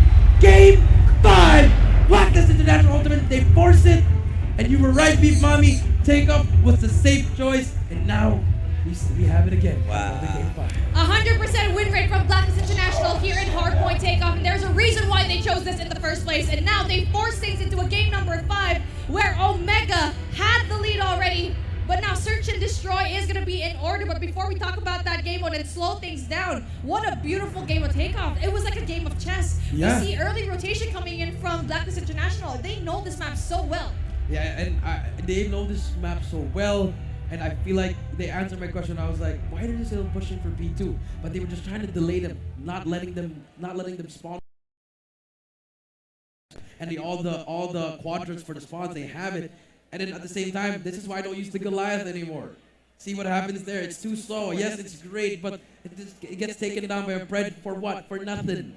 So now for Omega, they could have won that. It could have been over. We could have been, taking a break and eating, drank some coffee or something. Can I just say, this is the second time that a Goliath has been denied from Omega. Yesterday it was firing range and control, going up against RTL with a cluster strike, and now it's a Predator missile. And there needs to be something done next into the drawing board. But obviously, our analysts will probably have something great to say when it comes to Blacklist International's play. Well, this one was an expected one. Neptune Blacklist International Ultimate wasn't going to let this go that easily. They wanted to break the code, but first of all, they needed to make a comeback, right? Spectacular performance at takeoff, especially with the rotations. You got to prioritize. Exactly. That P2 is not your money hill. Correct. P3 is your money hill. And we did see Risky constantly holding on to the angles. And Blacklist International Ultimate testing the waters. And all they did was try once, twice. It doesn't work. Thank you very much. Off we go to control the spawns of P3. And that's exactly where they pick up the majority of the points, right? Smart Omega just weren't keeping up. And as they try to hop on in, when they break the hill, what does Blacklist International Ultimate do? They cool down, they back away. Why? Because they give them the confidence. Correct. Only to break the hill once again, to break the spawns towards the end of P3, because they want to string it into P4. I mean, spectacular setup by Blacklist International Ultimate, and there's just no way Smart Omega was going to make a comeback through that, right? And we did see the XS1 Goliath pop out of nowhere. And this is why you have to save your Predator missile. Exactly, and good takedown of the Goliath in there with that Pred missile. And I'd like to point out as well, we've seen as well, P1 and P2, it's more of a back and forth. Yes. And that is why P3 has been prioritized, as you mentioned earlier. And it's a good way that Blacklist International Ultimate is not too aggressive in those pushes. Correct. We mentioned that earlier from the control. Yeah. Keep their distance, like have them in your sights before you go in for the push, and that is what they've done from P3 as well as how they rotate in P4. Yeah, and Smart Omega just weren't making those adjustments that were necessary. They just were playing their own game, right? They weren't playing against Blacklist International's strategy that was being executed out there on the battlefield. And even at this point, right, although the first half of the matchup was pretty close between the two, it was a little back and forth. But it was the control of the map overall that gives us the confidence that Takeoff was going to belong to Blacklist International Ultimate. I mean, first of all, the statistics already showed us that's exactly where we have to lean to. Hence why both of the hard point, we technically just gifted it back to the players of Blacklist International Ultimate at the map bans and picks in itself. Just like how Almighty won it at that point, Blacklist International Ultimate had their mark on these two hardpoint games. But it was for the players of Smart Omega to play those counter strategies, which we just did not see. And I agree with Jericho. In the current meta, you want to bring up the XS1 Goliath, maybe at control, but surely not at hardpoint anymore. Yeah, I mean, because of how much you can put into in those core streaks that you can use to counter the Goliath, right? You cannot use that, especially you're not counting lives. Correct. Lives will not be a factor in here, and you can just go and take the kills, go take the rotations, and then stack up on those core streaks to counter anything that can be offered by the opposing team. Yeah, and the XS1 Glide overall is just a little bit too slow for my liking, right? And when you are trying to bring it out for the play at P2, it's extremely risky, mainly because of the distance that it actually has to travel to in order to get to that point where it can even start to get, to do any sort or to make any sort of difference whatsoever in the game. That just did not happen, and that was one of the biggest game changes. Yato as well as Tin performing extremely well this time around for the side of Blacklist International Ultimate, and Tin going back to his winning ways. This is one of the best anchors in terms of holding on to those kills at hardpoint for Blacklist International Ultimate. And although Whoopi was popping off, we saw him hold those angles outside of Aurora launch, it just wasn't enough, right? Because the rest of his team members just weren't going in for those rotations. We see Risky being the lowest fraggle on the side of Smart Omega, but that's mainly because he's not getting into a lot of those engagements. He's sticking to his role to hold on to those anchor spawns, especially at P2. Even when things weren't going their way, he still insisted on playing it the exact same way. And I think that was the only thing that I would have changed on the side of Smart Omega. But all's not lost, because we've got one more game, and I think Smart Omega cannot wait for that, because it's search and destroy yet again, my friend. And this time, we head into Raid. What better map to play a double sniper setup? Exactly. I mean, taking 2 points in there, A and B, get the information, and that is where you will be able to get the advantage. Correct. And Blacklist can respond with their double snipe setups as well. FDX has had the response, but what he did not have was the angles on Whoopi. But Blacklist International Ultimate have shown us that Raid is one of their favorite maps to play. And in terms of playing S&D at Raid so far, Blacklist International Ultimate has got a 100% win rate. And that's super impressive. Exactly. And it's similar to what Beef mentioned earlier in Hardpoint. Like, take off 100% win rate. If you use that in Search and Destroy, in Raid, and get that number. Like, this is one detail that we won't be throwing away. Correct. Because this is perfect. This is, like, pristine. And I'm thinking, because of what they've done in here, this is something that can put some fear into their opponents. And I think, I mean, it's not that I think, I know this match is going to go the distance, right? Right. But I'm super nervous here, right? I'm just breaking out in a sweat, mainly because is history going to repeat itself? Will Blacklist International Ultimate be able to kick Smart Omega down into the lower brackets? Because it then makes the journey of Smart Omega so much more difficult. Remember, the winners of this match is twice to beat at the grand finals. Correct. And whoever who have that advantage, that's a huge advantage to have on your side. Definitely. And we'll have to find out if that will be happening, because players are ready. And I think Jericho and Beef are ready as well. So casters, please take it away. Thank you so much, AJ, Neptune. Okay, finally, we are in game number 5, series number 2, Blacklist International versus Omega. There you go. Give me a heart. There you go. I mean, we are finally here in game number 5, and history is going to repeat itself. Let's see if Omega can go and find this run and maybe even have the advantage of going into the winner's bracket finals. Yeah, that is true. This is it. The spot, you get that double twice to beat advantage, and here we go. Ladies and gentlemen, game number 5. Blacklist International Ultimate versus Smart Omega SND on Raid. Everybody loves some S&D. S&D wins the championships, ladies and gentlemen. And here we go, starting off with the Black International boys with AG as well. Their S&D special, the trophies, the nades, the stuns, the smoke, everything. They're throwing everything that they got on the first round. Heavy util coming in from both sides. And now they need to find a way to save it later on in the round, but obviously that's going to be a fake. And now that actually worked out for them because Blacklist, they're finally going in for the rotation, going into Alpha, getting one kill. Yato finds one more. Risky goes down. That's going to be very bad for Omega, especially since they thought it was going to be a B plan. Yep, almost gets that kill on third. Backs up one player. Inter takes on AG. 4 versus 4. Inter gets 2 again. Can he get the third one? Yes, he almost gets it, but Yato is there. The shots are nasty. He is nasty. He gets the third as well. Can he get the fourth? Yes, he can. Yato with a 4K. One away to get the ace. It's going to be Rage in a 1 versus 3. And Rage stuck in a 1 versus 3, one place in the spotting kitchen, once in poolside. Trigger discipline is not there for Rage. Very unfortunate for him, but still a winnable cause.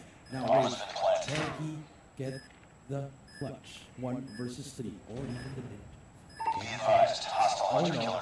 Yep. Does he go for it? Oh, he does not go for FTX there for the quick scope, and he takes him down. Great round for the side of Black International Ultimate and Yato. Yato with a beautiful 4K and FTX having that one pick. And I feel like I want to talk about Rage just quickly. I feel like we see a lot of similarities into the past S&Ds where he needs to have a little bit of trigger discipline because he gives his positioning away here. Yeah, I agree with you. And a lot of those opportunities held his trigger, he would have made a better play. But you know, unfortunate times, it's okay. He has to bounce back. He is a champion now. Spots to players, information is given. Now smoked it out. Risky again gets the first one. This is his home. This is his baby. Gets 2 in a row. Risky with a 2-piece. Gonna make it 3 in a row. So far now, he takes down the trophy as well. And now the bomb carrier, he is stuck over at that side. Whoopi takes out FTX. It's now up to AG and Javen in a 2 versus 5. Let's see if they can clutch it up. Intra takes down AG again. Last player is gonna be Javen, and he is just about to get taken down. Javen trying to walk back. The Omega, just the patience is there. This is the experience that they have. One shot Javen, can find something, just run away for his life. The region happens. Beef and finally gets taken out by Kennedy. And now we're tied 1-1. And now here we go. The response coming in from Omega. That is going to be a really good round, knowing very well the aggressive. I feel like it's an aggressive push, right? Yeah. A really ecstatic and aggressive push coming in from Blacklist International. Yeah, it was really fast, but Risky adjusted over at that corner, that basketball court corner. That was his home. That's where he pays rent. You know, 1-1 now. And now Risky again staying back from where he pays rent. So far, nothing to get Whoopi. Mid is gonna be smoked out, but it's just a smoke screen. No one's pushing through. They're letting Omega, you know, bait it. They want Omega to push up to this, and that might be a great play. As you can see, Kennedy and Whoopi. Someone is actually near. Whoopi. If he tries to go for that wall back, he can definitely get a kill there. Rage now as well in that corner. 1 minute and 25 beef. Blacklist, they want to take it really slow. And you see the players, they're ready for the nades. They're about to throw the units. Great read coming in from Omega, knowing very well that it might be a push for Bravo because there's no information whatsoever because we have player number 4, Skird. He's like, there's no one here in poolside, so it must be either there in spawn or here in gallery, and there's going to be one player right there. We'll be going to be in a very cheeky spot. Not only that, Rage will have a very great spot, and if Blacklist International decides to go and push out, it's very possible for him to go in to get multi-kills. Yeah, and now Whoopi's been hurt, but still just hiding in this B-bomb side. You like to see it from the side of Omega, and now Blacklist, this has been their problem before. Time was not on their side, and number 4 is going to be that first line of defense, which is going to be Risky. The timing is unreal, but smart plays coming from the man they call Risky. He heard it from a mile away, and now the rotation is going to happen, but mid control. Does anyone get it? And Intra calls it out. 3 mid, and here we go. It's just trying to run away from it. Running away with his life. Kenny takes out Skird. Risky, he's going to get tagged out by Yato. He gets killed by Yato. And now it's going to be a 4 versus 4. Intra tags up 1. He's going to take it down as well. Very unfortunate for their side. Now it's going to be 3 versus 4. Can the boys of Omega manage to bounce back with Bob going down as well? Trophy is down. Whoopi, can he get the shot? Here we go. Here we go. Oh, is he gonna get it? Whoopi just holding his breath. Unfortunately, the time he's not there, but he's still there. But he needs to catch this player fast. Comes Yato. Yato, he's gonna take him down. Whoopi with a great kill. Now it's gonna be a 3 versus 3. Rage gets 1 as well. 2 more players to beat. Whoopi, and he finds 1. Rage gets 2. Last player, and he's gonna get taken down. Beautiful retake from Omega. Now they're up 2-1. Both really good plays from both teams because for Blacklist, They tried to go in there for the information, knowing very well that B is going to be heavily stacked with the defense, and then they went in there for the rotation, but unfortunately for them, it was just a little bit too good with Whoopi finally getting that opening pick off of Yato. And Idra, he could have had a kill there as well, but him going down, it was actually Blacklist International with the advantage. Yeah, they have the advantage, but now, round 4 Beef Mommy, I want to take this time to say, give a quick shout out to my friend Beyonce on the left. Hello. And now 2-1 so far. 5 versus 5. Nothing yet happening. But FDX with the nade. And again, another stalemate. Again, Beef Mommy. And this is actually really working for Omega because it's actually benefiting them because they are reading the plays. Yeah, they're reading the plays really well, and now the information goes to them that they're probably going to be stuck here in spawn. Number 3, take your eyes at number 3. It's going to be Rage. He's always been in that corner a little bit uncomfortably. And now you need to find a way, Blacklist International. You're giving too much time for Omega to go push you down deep in spawn, where you get to see number 1 coming in from Omega, Whoopi, already in that corner, already trying to go in there for that flank. Flag, Yato spots it. But Rage is there, but it doesn't matter! Yato shuts down Rage, and that is the problem the case with Whoopi. Oh, he spots him in the nick of time. 110 FOV is the way to go. 2-1. Risky went 4! Risky went 4 kills! 1 player to beat! Why did we see that? Why did we see that? Last player alive is Jamin. Can he find something? Risky wants to go for the ace. But at the same time, you just want to get that round. My God, Risky. 4 kills. Here we go. Does he spot him? He gets the call. But Candy flicks on him. Great shots from Omega, but Risky with the 4K. And we didn't even get to see it. Yes! Risky! He's heating up right now, and Omega knows that very well. There's a reason why he's all alone here in the A-bomb site, ready to go in and defend them by themselves, or going for the rotation. And finally, a different kind of rotation pulling through from Blacklist International, going in there with a really quick take here in poolside. Why he got picked up. This is why he has OMG Risky. Now the rush is gonna come through, and now Risky again, about to make a huge play. Can he make the play? He does that spotting, he gets 1. He almost gets 2, almost gets that second if he just kept on holding it down, but Jamin with the 2-piece coming through. 3 versus 4. Whoopi does not get that side. They're chasing him down, but Yato gets taken down. Edgar gets that trade. 3 versus 3. Bomb is not get down. God name from Rage. Takes down Scared. And now it's gonna be 3 versus 2. And now they can definitely go in there for the pinch. No. Do it. Whoopi. Ooh, Jamin. Great shot coming in from Jamin there. Beef, Mommy. 3K from Jamin. Yeah, you can't teach that. That is just skill right there. Now Idra and Rage versus Jamin and FDX. So a sniper with a KSP. If FDX doesn't manage somehow to get a kill here, I think they read this perfectly on the flank. Here we go. Jamin, 50 seconds. FDX on the prowl, on the flank as well. Spotted him. This is crucial. This is a huge one.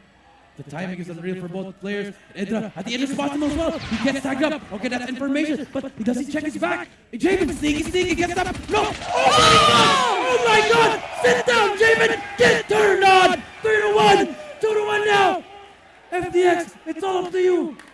Bomb is down as well.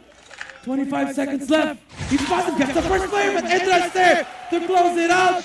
The turn, the burn. Idra makes the play. The turn, the burn, spurned and burned. Idra has been absolutely monumental in this search and destroy. This is not his first rodeo when it comes to clutches and important kills, but I have to commend Javen because currently he has been doing an absolutely monumental job right now in this search and destroy. Essential kills as well, but we need to see some sort of different plays coming in from the side of Blacklist International here, and again, going in from that Bravo hill, that's going to be very difficult because finally going in there for that 5-man push, or 4-man push rather, it's going to be difficult because that mid-map control might be Omega's play aside.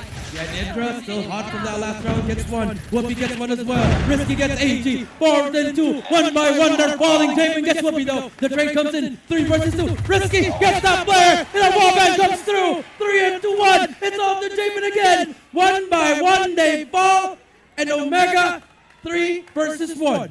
1 by 1, they fall like flies, and Risky's the one with the fly swatter, and he's going to be going away with his life. And Jamin, what can he do here in this 1v3 situation? It's very doable, but he needs to find a way to isolate it. So that's a really good job. He's going to be wrapping around all the way through laundry, checking his corners, not really quite getting anyone, but he might be getting candy here.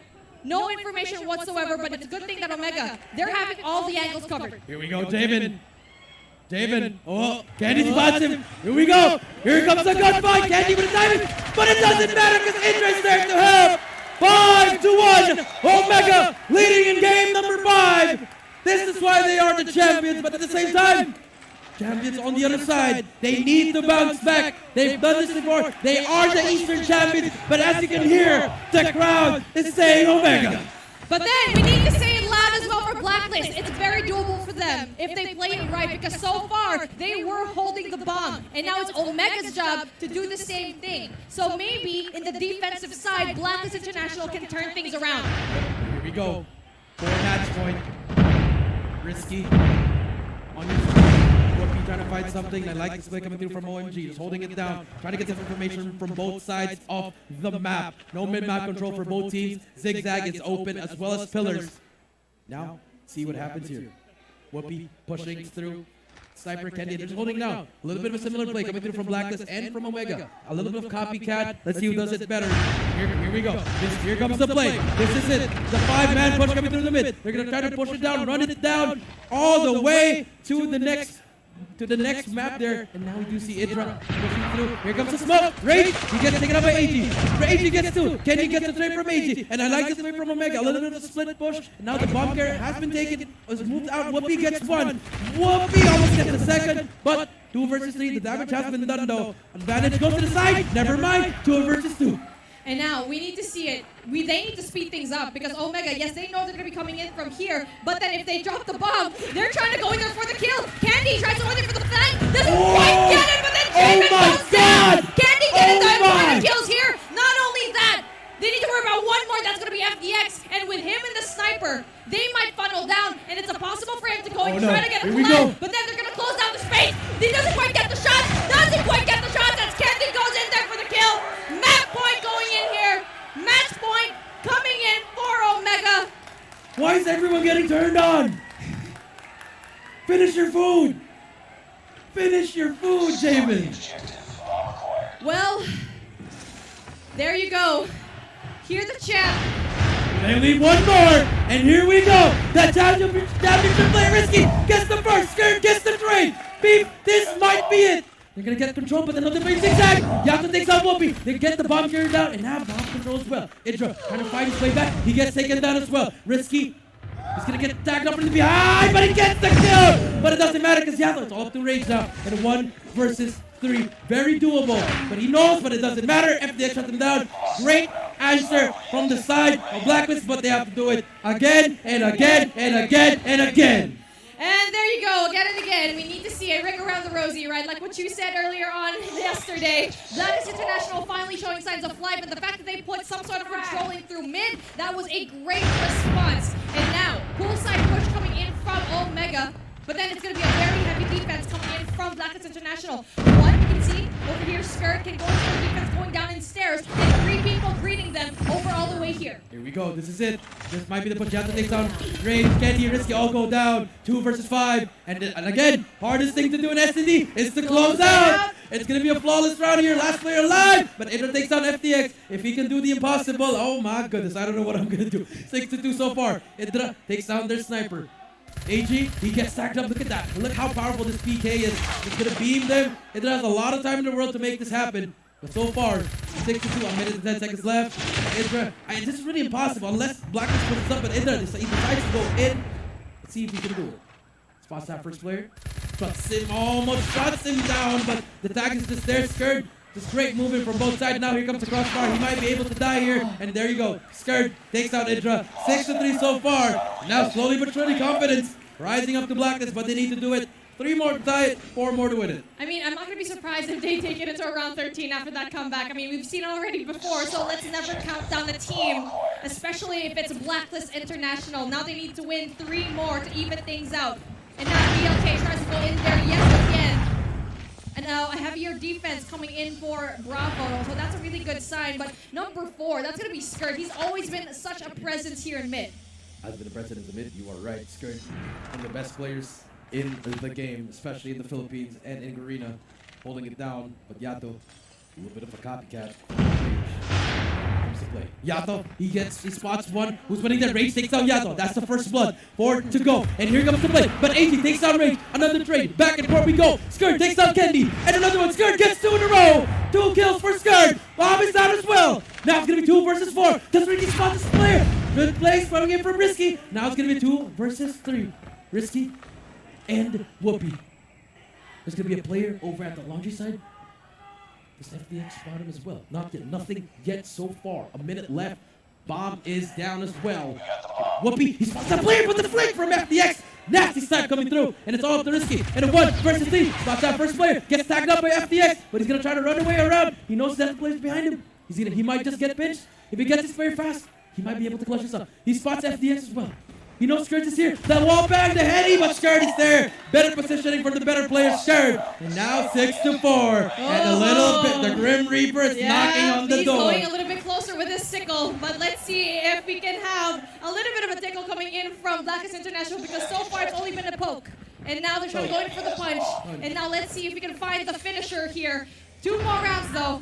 And so far, a really great presence in 2 mid yet again. A really aggressive push coming into Bravo. Oh yeah, Yato gets that first kill on Risky.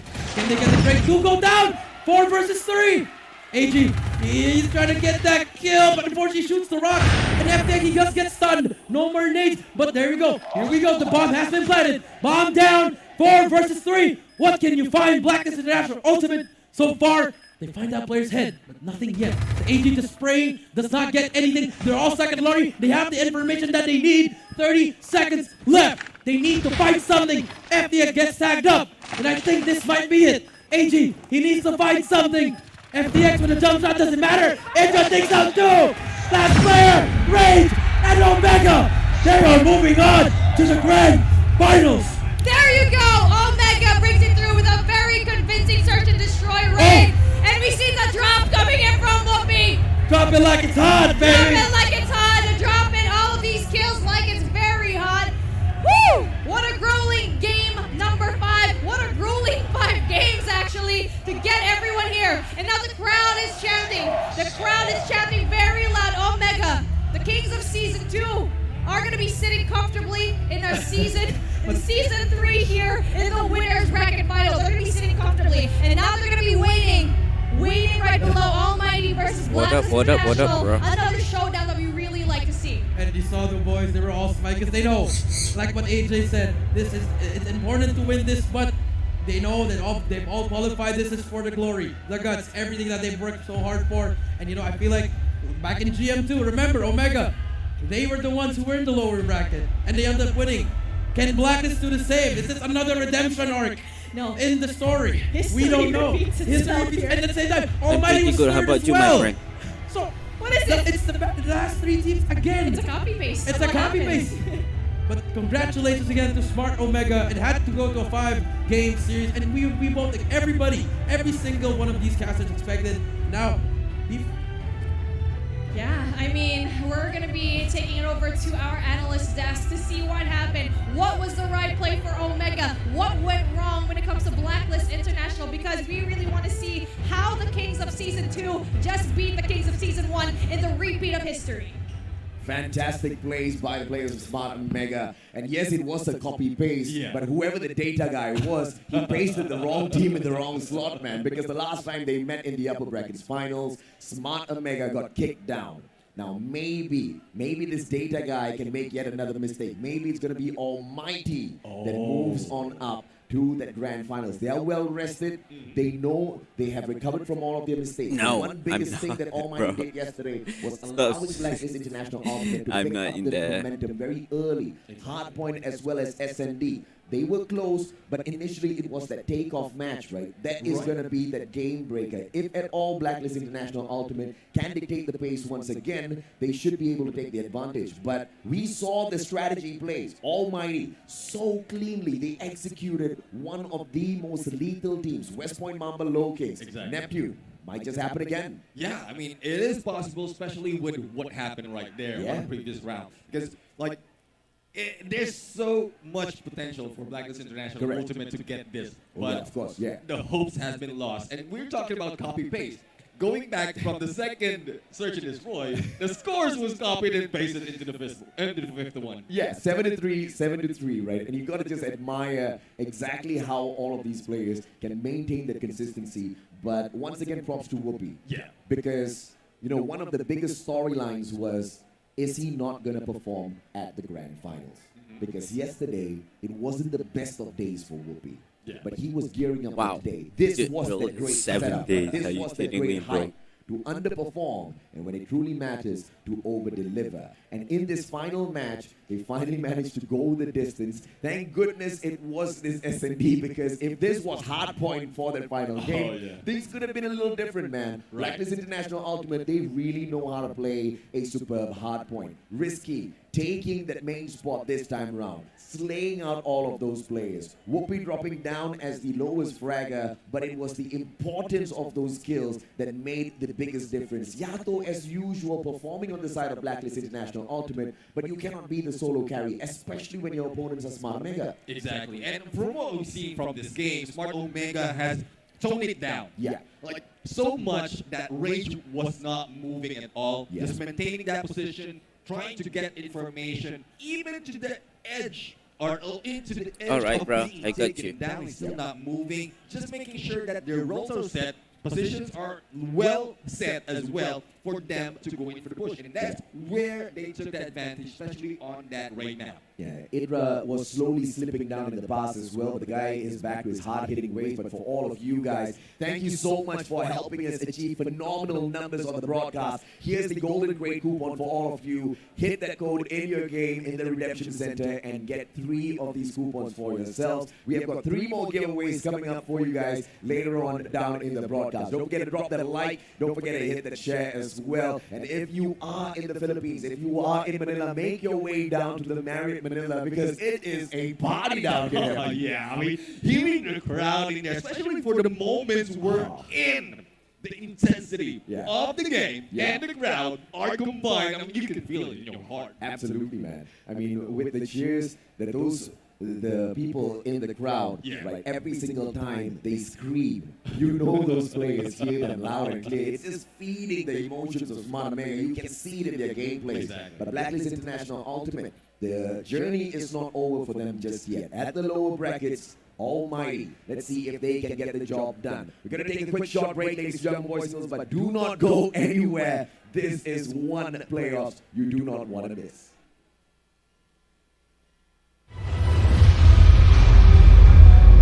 There's nobody in the world of Call of Duty Mobile, and as a matter of fact, even outside of the world of Call of Duty Mobile, that does not know the brand Blacklist International Ultimate. And today I have the pleasure of meeting each and every single member of the team. Very excited to do so, but I've got some hot questions for them, and I know you guys have been dying to ask these questions. I'll represent you as best as I can, and I think we'll start with the hottest question of them all.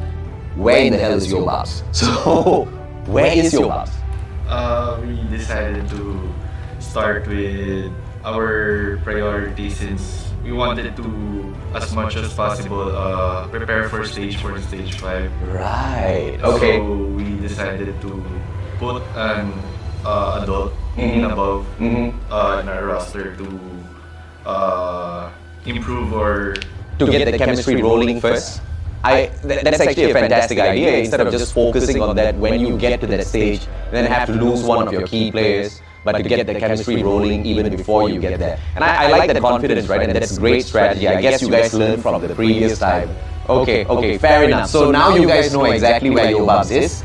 He's trying to get older, but he can't, go forward in time. Fair enough. That seems to be a good enough reason to lose one of the best talents from the team. But in terms of dominance, Blacklist International Ultimate has put the fear into each and every single team out there in the world of Call of Duty Mobile and dominated for so long. But in Garena Master Season 2, you guys finally lost the throne to the Kings of Old, and now you guys are the Kings of Old. How did that make you guys feel, and what's the strategy of a comeback here? I'm just a little disappointed when we lost to Omega. A little sad, but we're fine. We're still working things out. Okay. Still building chemistry since this team is still new. And that's all.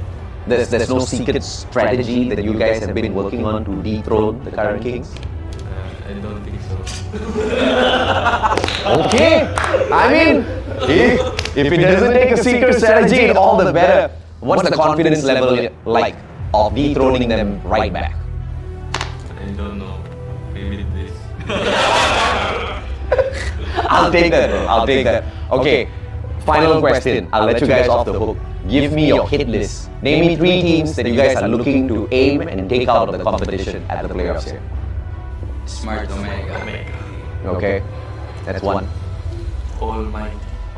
Fair enough. Low Kings. Okay. So Low King, Smart Omega, and Almighty. Those are the 3 main targets. Boys, I think you've got the quality to go all the way. Good luck for the competition, and I wish you all the best to take your thrones right back.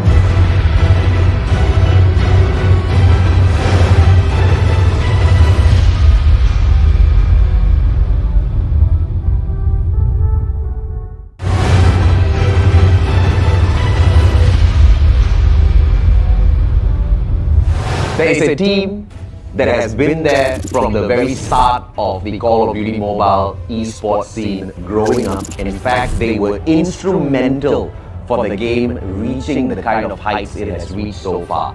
Their energy out there on the battlefield is unmatched. They were known as the OG Kings, but unfortunately dethroned by Blacklist International Ultimate, who dominated the scene for so long. Only for them to rip the throne right back. The one and only Smart Omega is here with us, and therefore the very first question that I have for you boys is, how did you pull it off? How did you take the throne back? I think one of the main factors that we won the Masters 2 is the addition of Rage. And with the addition of Rage, we kinda mix our composition as a team. So Whoopi originally before it was the OBJ, Hydra was the anchor before, but when Rage came in, he took Whoopi's role and Whoopi became Slayer and all that. And then after like a few scrims, when Rage came to our team, and we felt like he really fits our team, and it's like that missing impossible. So with all that being said, it still wouldn't work without working hard. Of course. Yeah, so we had to, because it's like we're sick of losing. Blacklist won I think 5 majors, and that's a lot. So off of that, we feel this, we're very sick of losing. We want to win now, so what should we do? So we just worked twice as hard and fixed our mistakes, because but we mainly focused on the small mistakes in game. Because for us, COD is a game of milliseconds, and small decisions matter.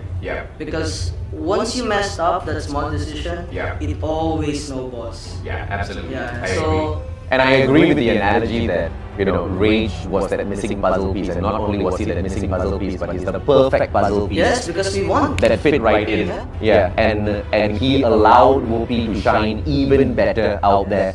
But Whoopi, how was the journey of being a pure sniper to being a flex player that can pick up any gun and slay? How did you make that adjustment? What sort of training regimen was behind that sort of play? My training is that I just play ranked games always, and I just use what my coach said to use, and that's it. Okay, fair enough. And you guys have been adapting to the new meta really well. So what about the KSP-45? Has it been a challenge adjusting to the burst gun, or is it just yet another meta gun that was easy enough to pick up for all of you? I mean, I think it's unanimous for me to say that every time a new meta or a new update comes in, we're always very excited, because we're always open to trying something new. Alright. It's like the character of our team. So we're always very excited, and we always look out for those updates. And we love it. That's nice to hear, man. I mean, looking forward to that challenge, it's not something that everybody is comfortable with, right? Sometimes, once you fall in love with the Mac 10 or you fall in love with the CBR4, once it gets nerfed, you get sad, you get upset. and that kind of affects your performance on the battlefield as well. It clearly hasn't affected you guys in any way. In terms of winning, it might not be the easiest thing, but for a team of your quality, winning obviously is. But keeping that performance up, going back to back, that's going to be the greatest challenge. Is there a strategy for Garena Masters 3? What sort of prep are we talking about here? Right now, what we're trying to do since when we found out that it's gonna be an offline tournament, I thought I'm for sure, like I'm 90% sure every offline tournament is all about the mental game. Yes. So coming into this tournament, we really prepped. I always like hype up my team. I always told them that your greatest advantage over the other teams is that they have less offline experience. You know, we have a player like Candy who's come from another game. Yes. Then he's played a lot of he's traveled a lot. Taiwan, Japan, playing that game. So we really have that edge from other teams. So. And I think the other edge that you guys also have is the fact that when it's LAN, you feed off of the energy of the audience. And Smart Omega, if there's one thing you guys are known for, is your fan base, which didn't come easy. You had to earn it through months, years of really working hard. And thankfully, you're now blessed with that sort of energy around you. So hopefully that will be one of the fueling moments to bring you guys all the way through once again. Although it's going to be a tough journey, that sort of energy truly will help. So you guys have answered a lot of my questions. Now I'm going to open up to the rest of you. I need a hit list. Who are the 3 teams that you guys are aiming to meet out there during the playoffs and eliminate from the competition? Blacklist International Ultimate, fair enough. Low Kings. And the last one? Almighty. So Blacklist, Low Kings, Almighty. Good luck with taking them down on your list, and good luck making it all the way through to the grand finals once again. I hope you guys will be able to defend the title, because that's one thing I know for sure. It's not going to be easy, bros. Yeah. It's like, it's twice as hard. Absolutely. Getting there is hard, but keeping that title is like a lot different. It's a whole other beast, you know. Absolutely. Absolutely. Whatever it is, I'll see you guys on the playoffs. Yeah. Thank you. Do our best.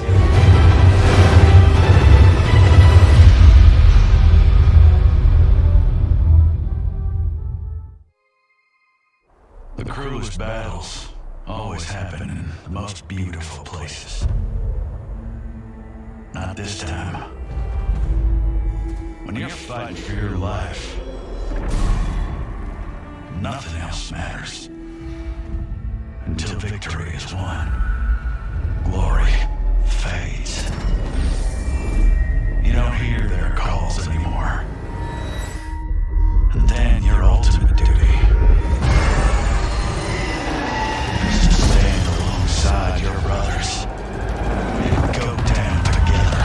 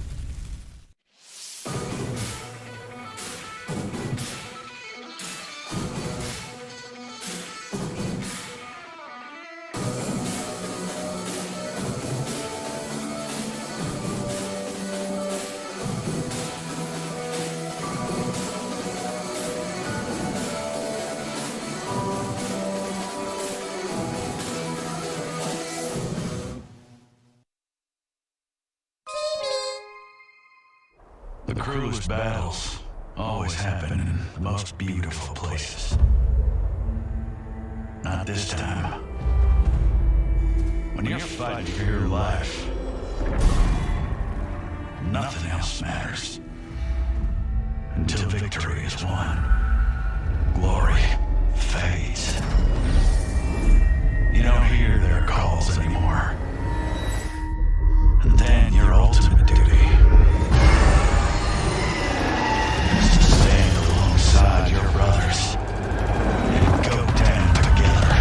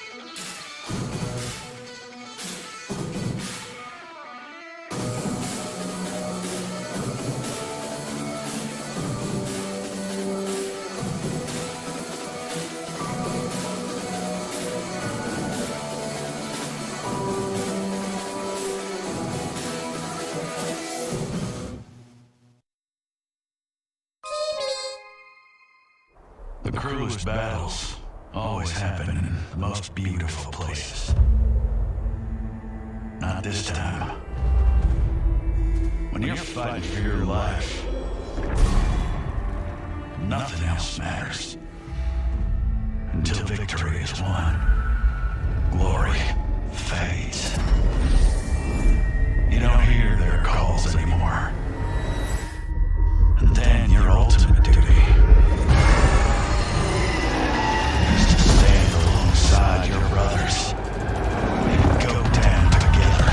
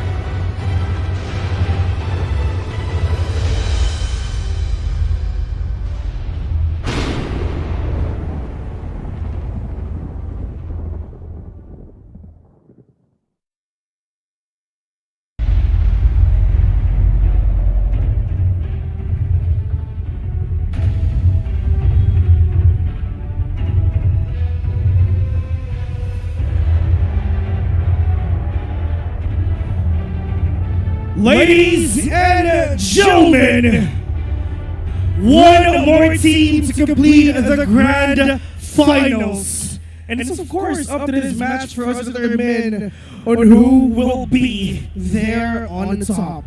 Ladies and gentlemen, once again, welcome to the Garena Masters 3. And currently I'm here in the audience area together with Mr.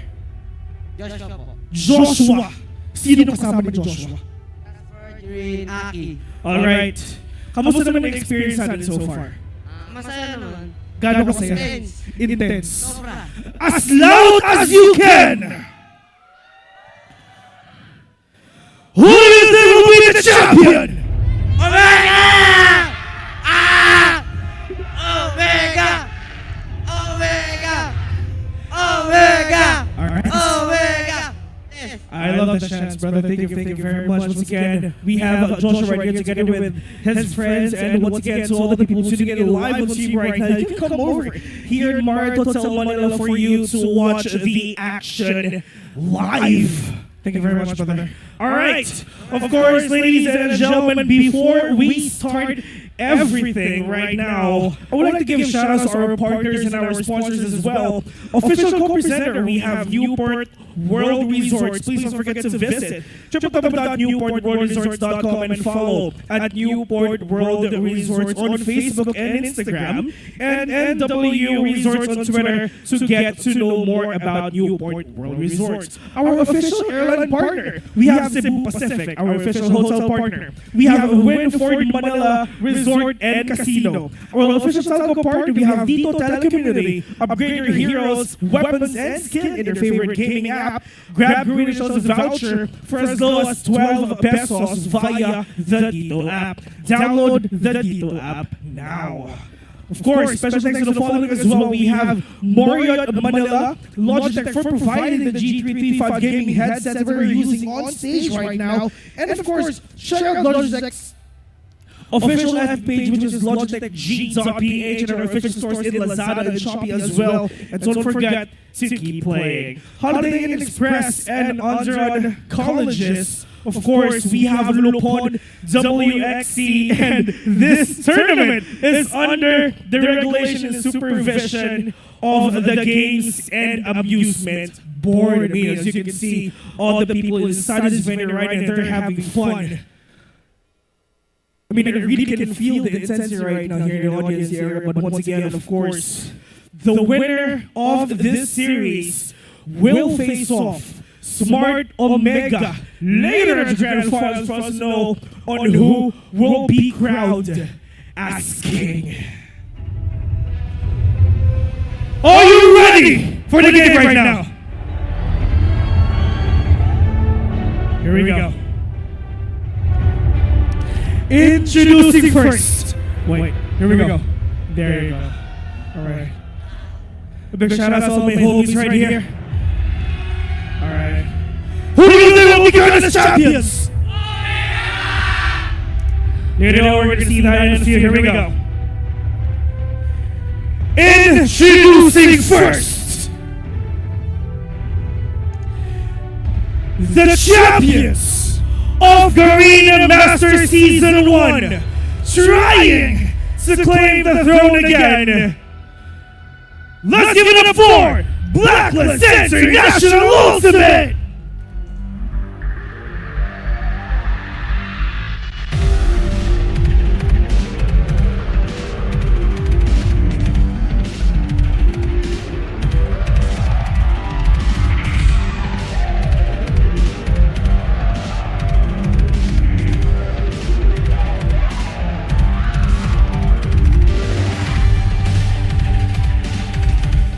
And of course, they're going to be up against the first runner-up of Garena Masters 1, second runner-up of Garena Masters 2, from Singapore, we have Almighty!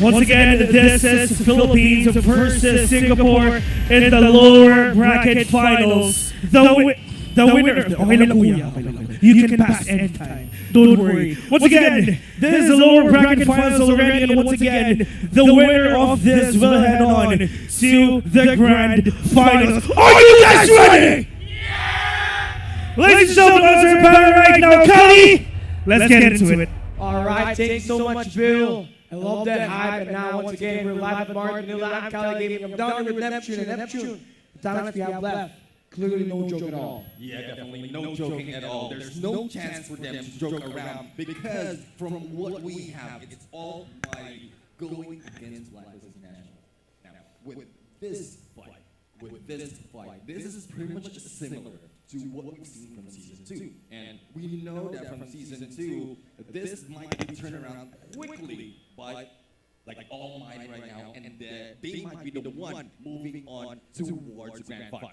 Almighty, absolutely, Julie, being impressive so far in the playoffs run. You know, they have taken down one of the mighty threats already in WPM Kings. Now they stand against the Cotton Eastern champs, Blacklist International Ultimate. Again, this is a rematch of that Cotton Eastern 21 finals matchup, and can't wait for this game to start because you already have AG. You know, AG has been so great for Blacklist International Ultimate. Then for Almighty, Heaven has been so great, but you know, Shut Up has been so truly phenomenal so far in this matchup.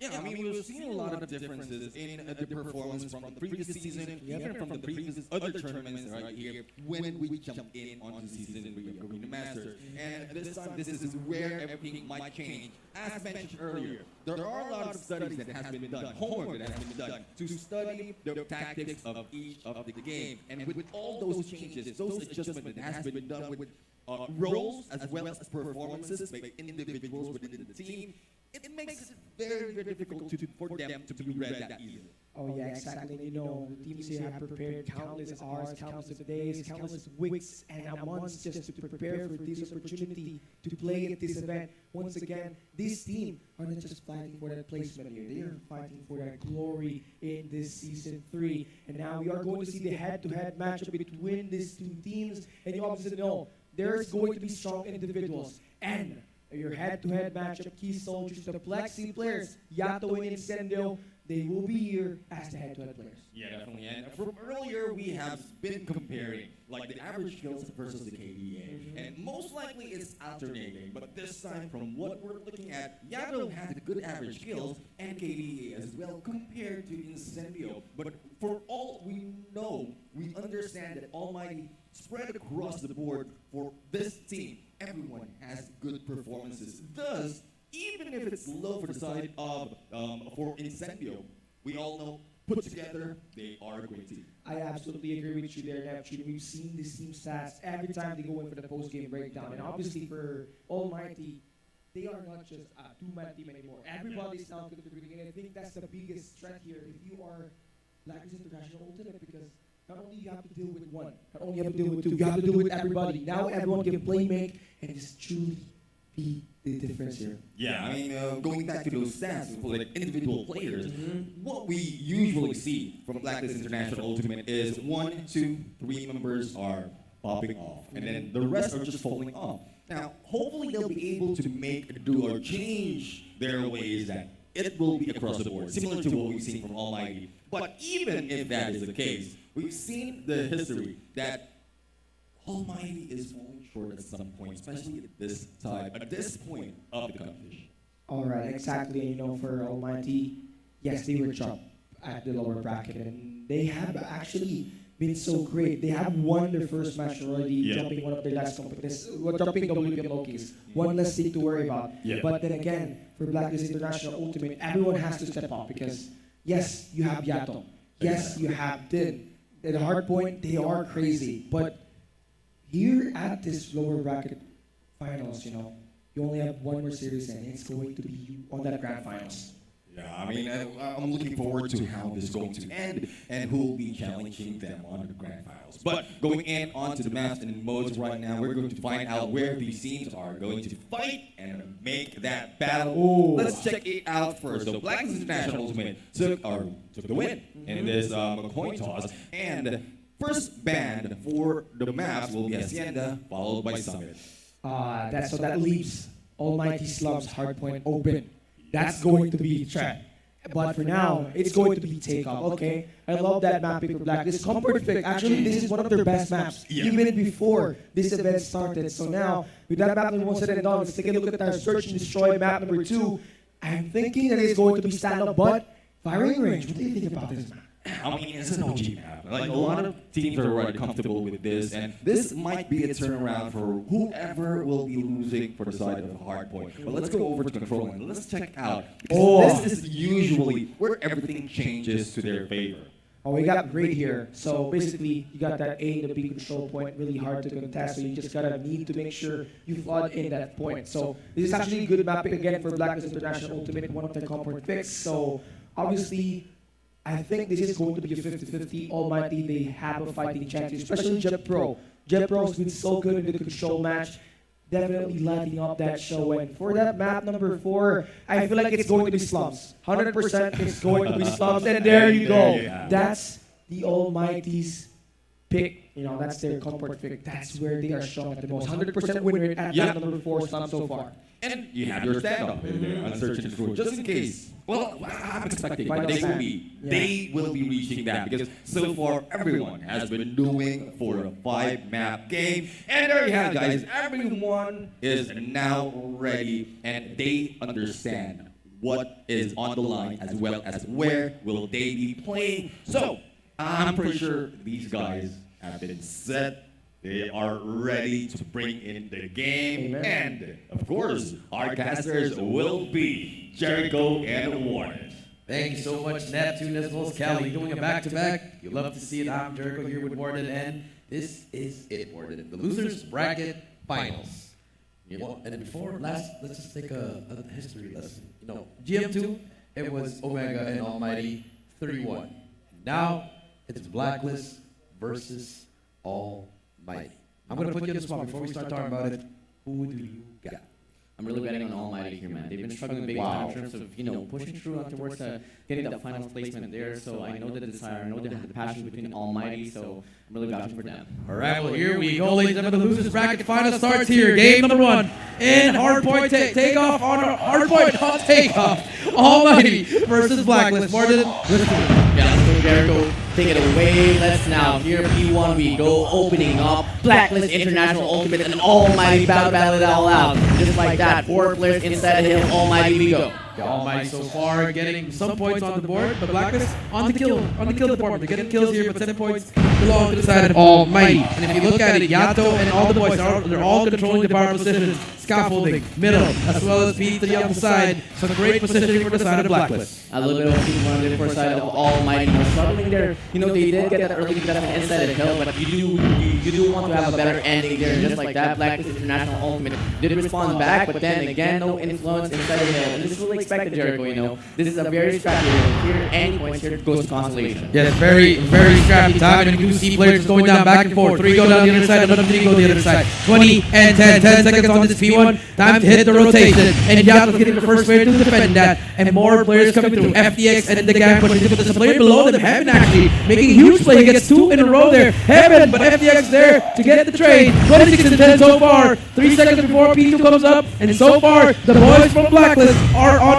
the prowl. Yep, they're on the prowl here. Blacklist International Ultimate. P1 ended there with Almighty getting a 60-point lead, but till then, Jericho was not yet circumvented yet so far. But just like that, Almighty here struggling now to get the spawn. FDX from the back end from the side of Blacklist International Ultimate holding it ground, but look at Jeff over there from the back end trying to secure the spawns as well. But on the feed we go, on the heel we go. We got Blacklist International Ultimate and Almighty battling it out. Yeah, battling out 29-22 so far. 30 seconds contested by Blacklist. Skirt, spraying, and Braying takes one down as well. They finally get that 30-second mark. And Warden, this is huge time if you're Almighty. You want to play for this? I know it's only the early game, but you want to set up for that BP, that quote-unquote money hill in Takeoff. Yep, definitely, man. And overall, the fight here between Blacklist International Ultimate and Almighty here. I'm so undecided and who to vouch for here, but one for sure, Irfan G here making that play. Finds the 2, but Skirt from the back end will take him out. And just like that, 33 to 35, hardpoint ending soon, and Blacklist International Ultimate still battling up for the scrap time. 34-38, and here we go. B3 about to open up things in heaven. 9 kills for he is on a burner so far. Most kills in the game. Jeff Bro gets that 7 kills as well. Irfan gets the 6. The Clutch King is the Respawn King as well. 37-38, finally tied up in B3. Like we said, the money hill, but it doesn't matter. Yato, Javen, 10 clean out, but shut up! Brings out the arrow and the sparrow and the explosion coming through. Oh, Japan takes out that off. Just like that, Scourge there, balling it all out. 2 kills under Mr. MVP, and that's going to be a breakaway for Blacklist International Ultimate. And you know, Jericho just looking back towards statistics here of Blacklist International Ultimate. This is their strongest kill for Almighty to put up a fight here. It's quite impressive here, man. Yeah, quite impressive to put up a fight. 47-48, and now we do see the side of Blacklist pushing it down, trying to press on this hill, 53-47, and now Jeff Pro, shut up, they get trades back and forth, but it's been a scrappy game so far awarded. This might go down to the wire, 50 points for both teams so far, but the rotation, here we go. I mean, at this point of the game here, this game is going to be going back and forth, ping pong ball game it is, but as Beat Mammy would say, every little bit of point would matter here, Jericho, so I'm really looking forward for AMT here, as they're really battling out now for scrap time. There we go, hard point ending, a 3-point lead here for Almighty, not so convincing, but then again, it's come a long way. Come a long way, 59-56 so far. Now Black, they get the trophy for it. Arguably, this is one of the best hills here in V4. And now we do see more players pushing through. Irfan gets that kill as well. 10 and FTX get taken down. And this is 64-61. Close back and forth. 10 with the grabbing board. He gets 3 in a row. Working on those streaks as well. 1 away from a Hunter Killer drone. Can he get that Hunter Killer? Yes, he can. Plus 1 away from a bread. Now, he's going to use this perfectly to get those streaks. You know, you got a chain reaction that warded, and now 10 just holding it out. This is why he's one of the best OBJ players in this game.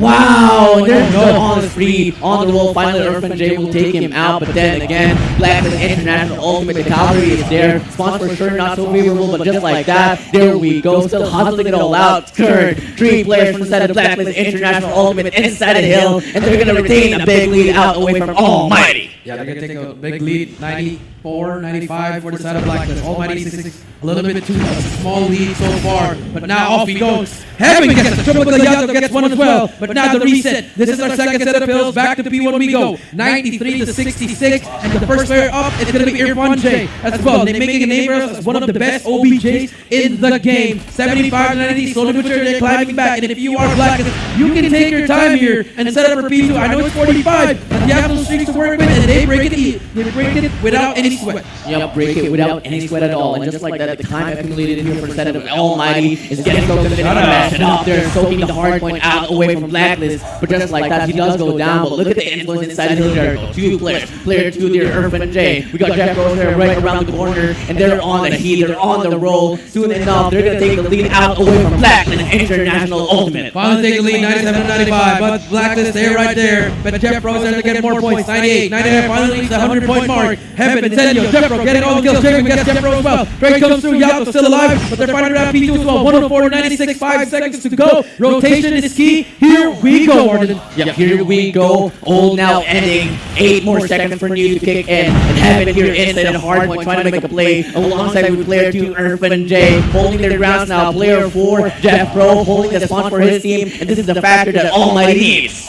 The Almighty needs, and now 106-96. Now, all Blacklist, they have it, but Incendio gets 2, takes himself out, but the 100 kill takes 1 more down. 10 gets himself with the gravity board as well. 106-104. It's a scrappy hill.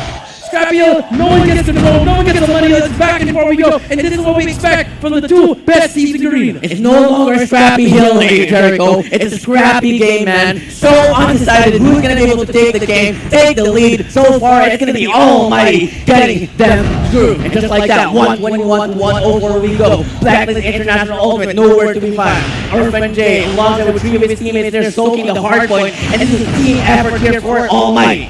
The team effort for Almighty, 129-105, and now 10 seconds to go in P2, and now rotation's gonna come through. And Blacklist, one of their best systems in P3 and P4, this is where they can make that comeback, or even take the lead, plus 30. But now, for the side of Almighty, they're grabbing every single second that they can get. 142-105, here we go. First player up, Irfan J takes down Javen. Now it's gonna be out on that second floor, trying his best to hold it down. 10 and FTX, making the plays. Instead of gets 1, Javen and Scourge, they're making the plays as well, but now Almighty, they're spawning near them, and here comes the pitch. Look at number 1. You need to look out for him if he can make the play. And here we go.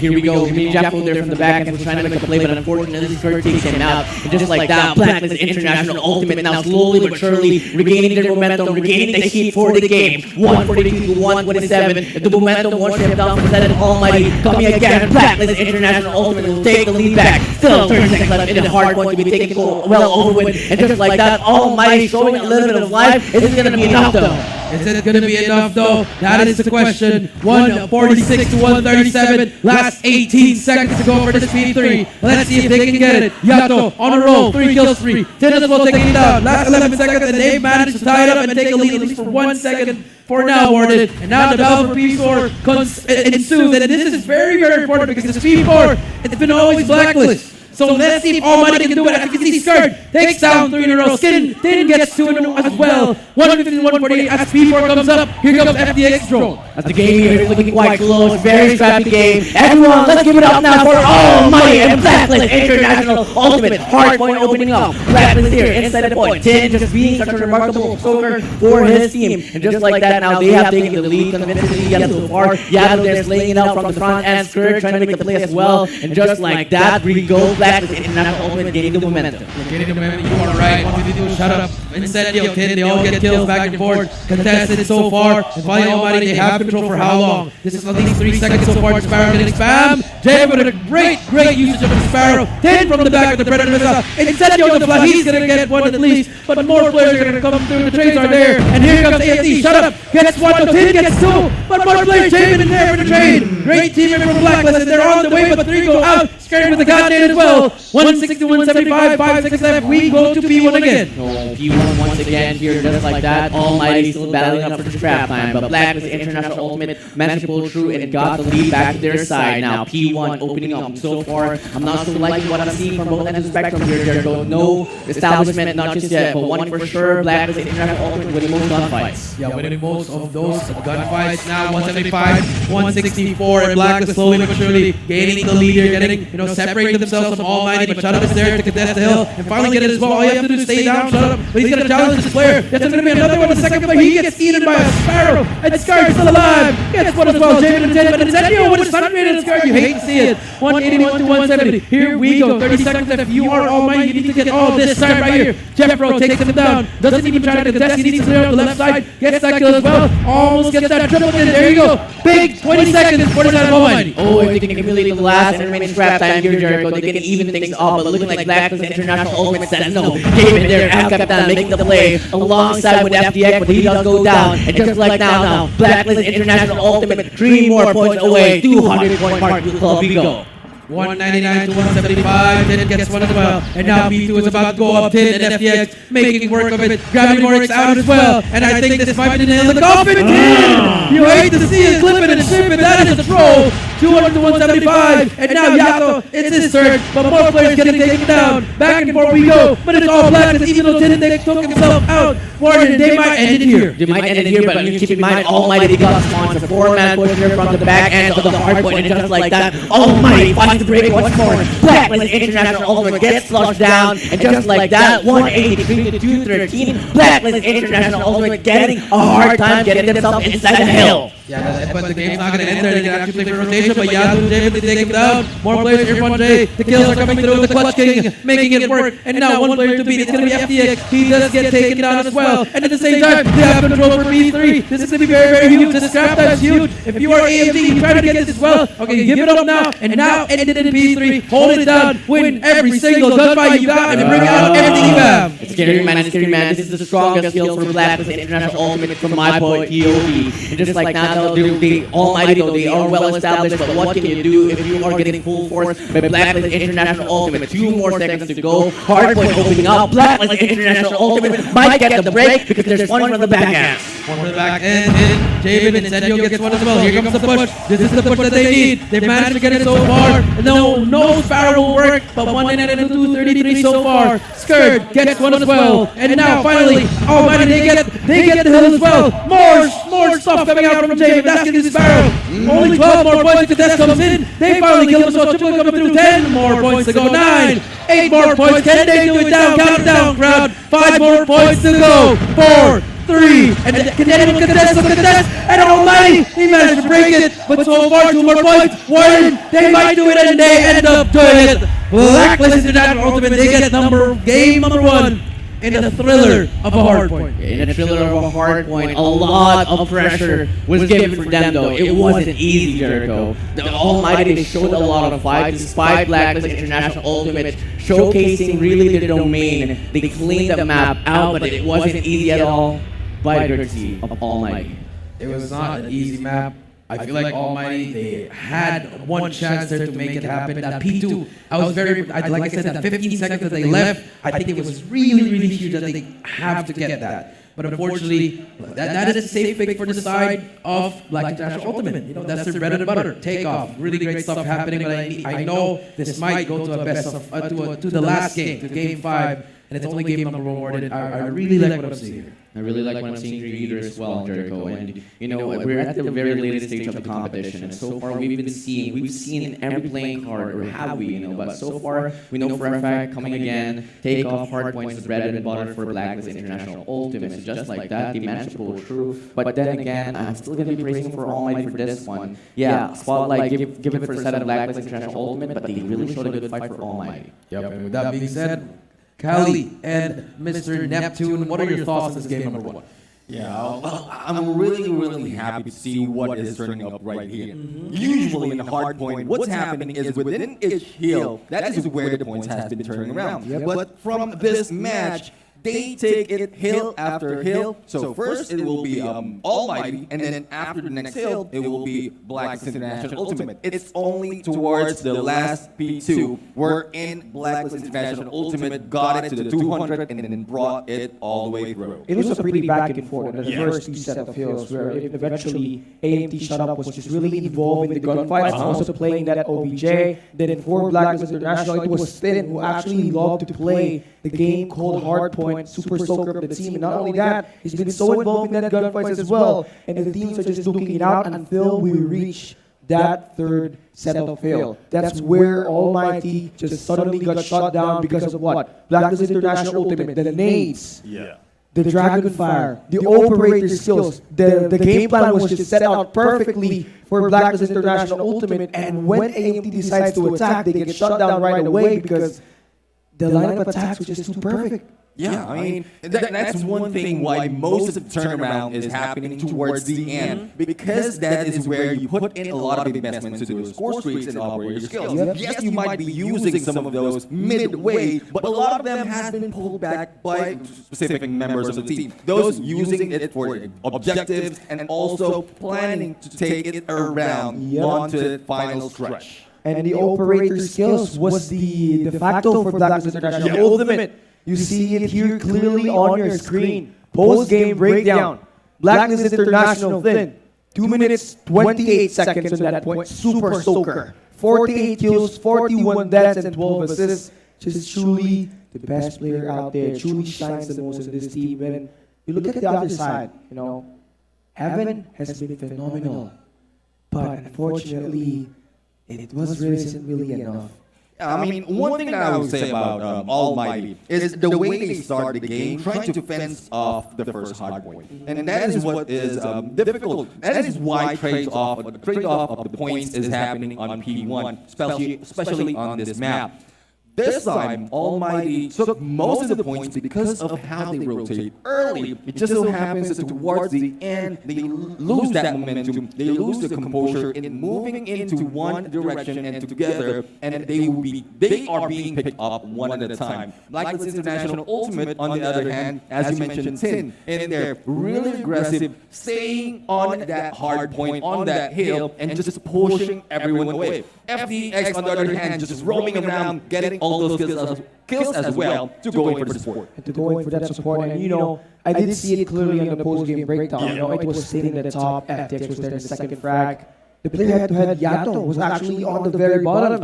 And now we can clearly paint the picture. Blacklist International Ultimate, the team stepping up because they know and they want to be on that grand finals. Yeah, I mean, we mentioned earlier that the MVP of the team might be the bottom, especially, or depending on the mode. Like, you will be in there, Yato will be in there at the bottom of that statistics, post-game breakdown, because some of the other members are doing their objectives. But I'm looking forward to how this will end and what will be the response of Almighty in the next mode of Search and Destroy. And so far, this is where, like, hopes are being broken. Because if in case it will be a 2 game for Blacklist International Ultimate, like, it's very difficult to pick up for the side of Almighty. But once Almighty have this in their hands, like, it eases their way into, and as Jericho mentioned earlier, looking at it at a map 5 or map 5 series.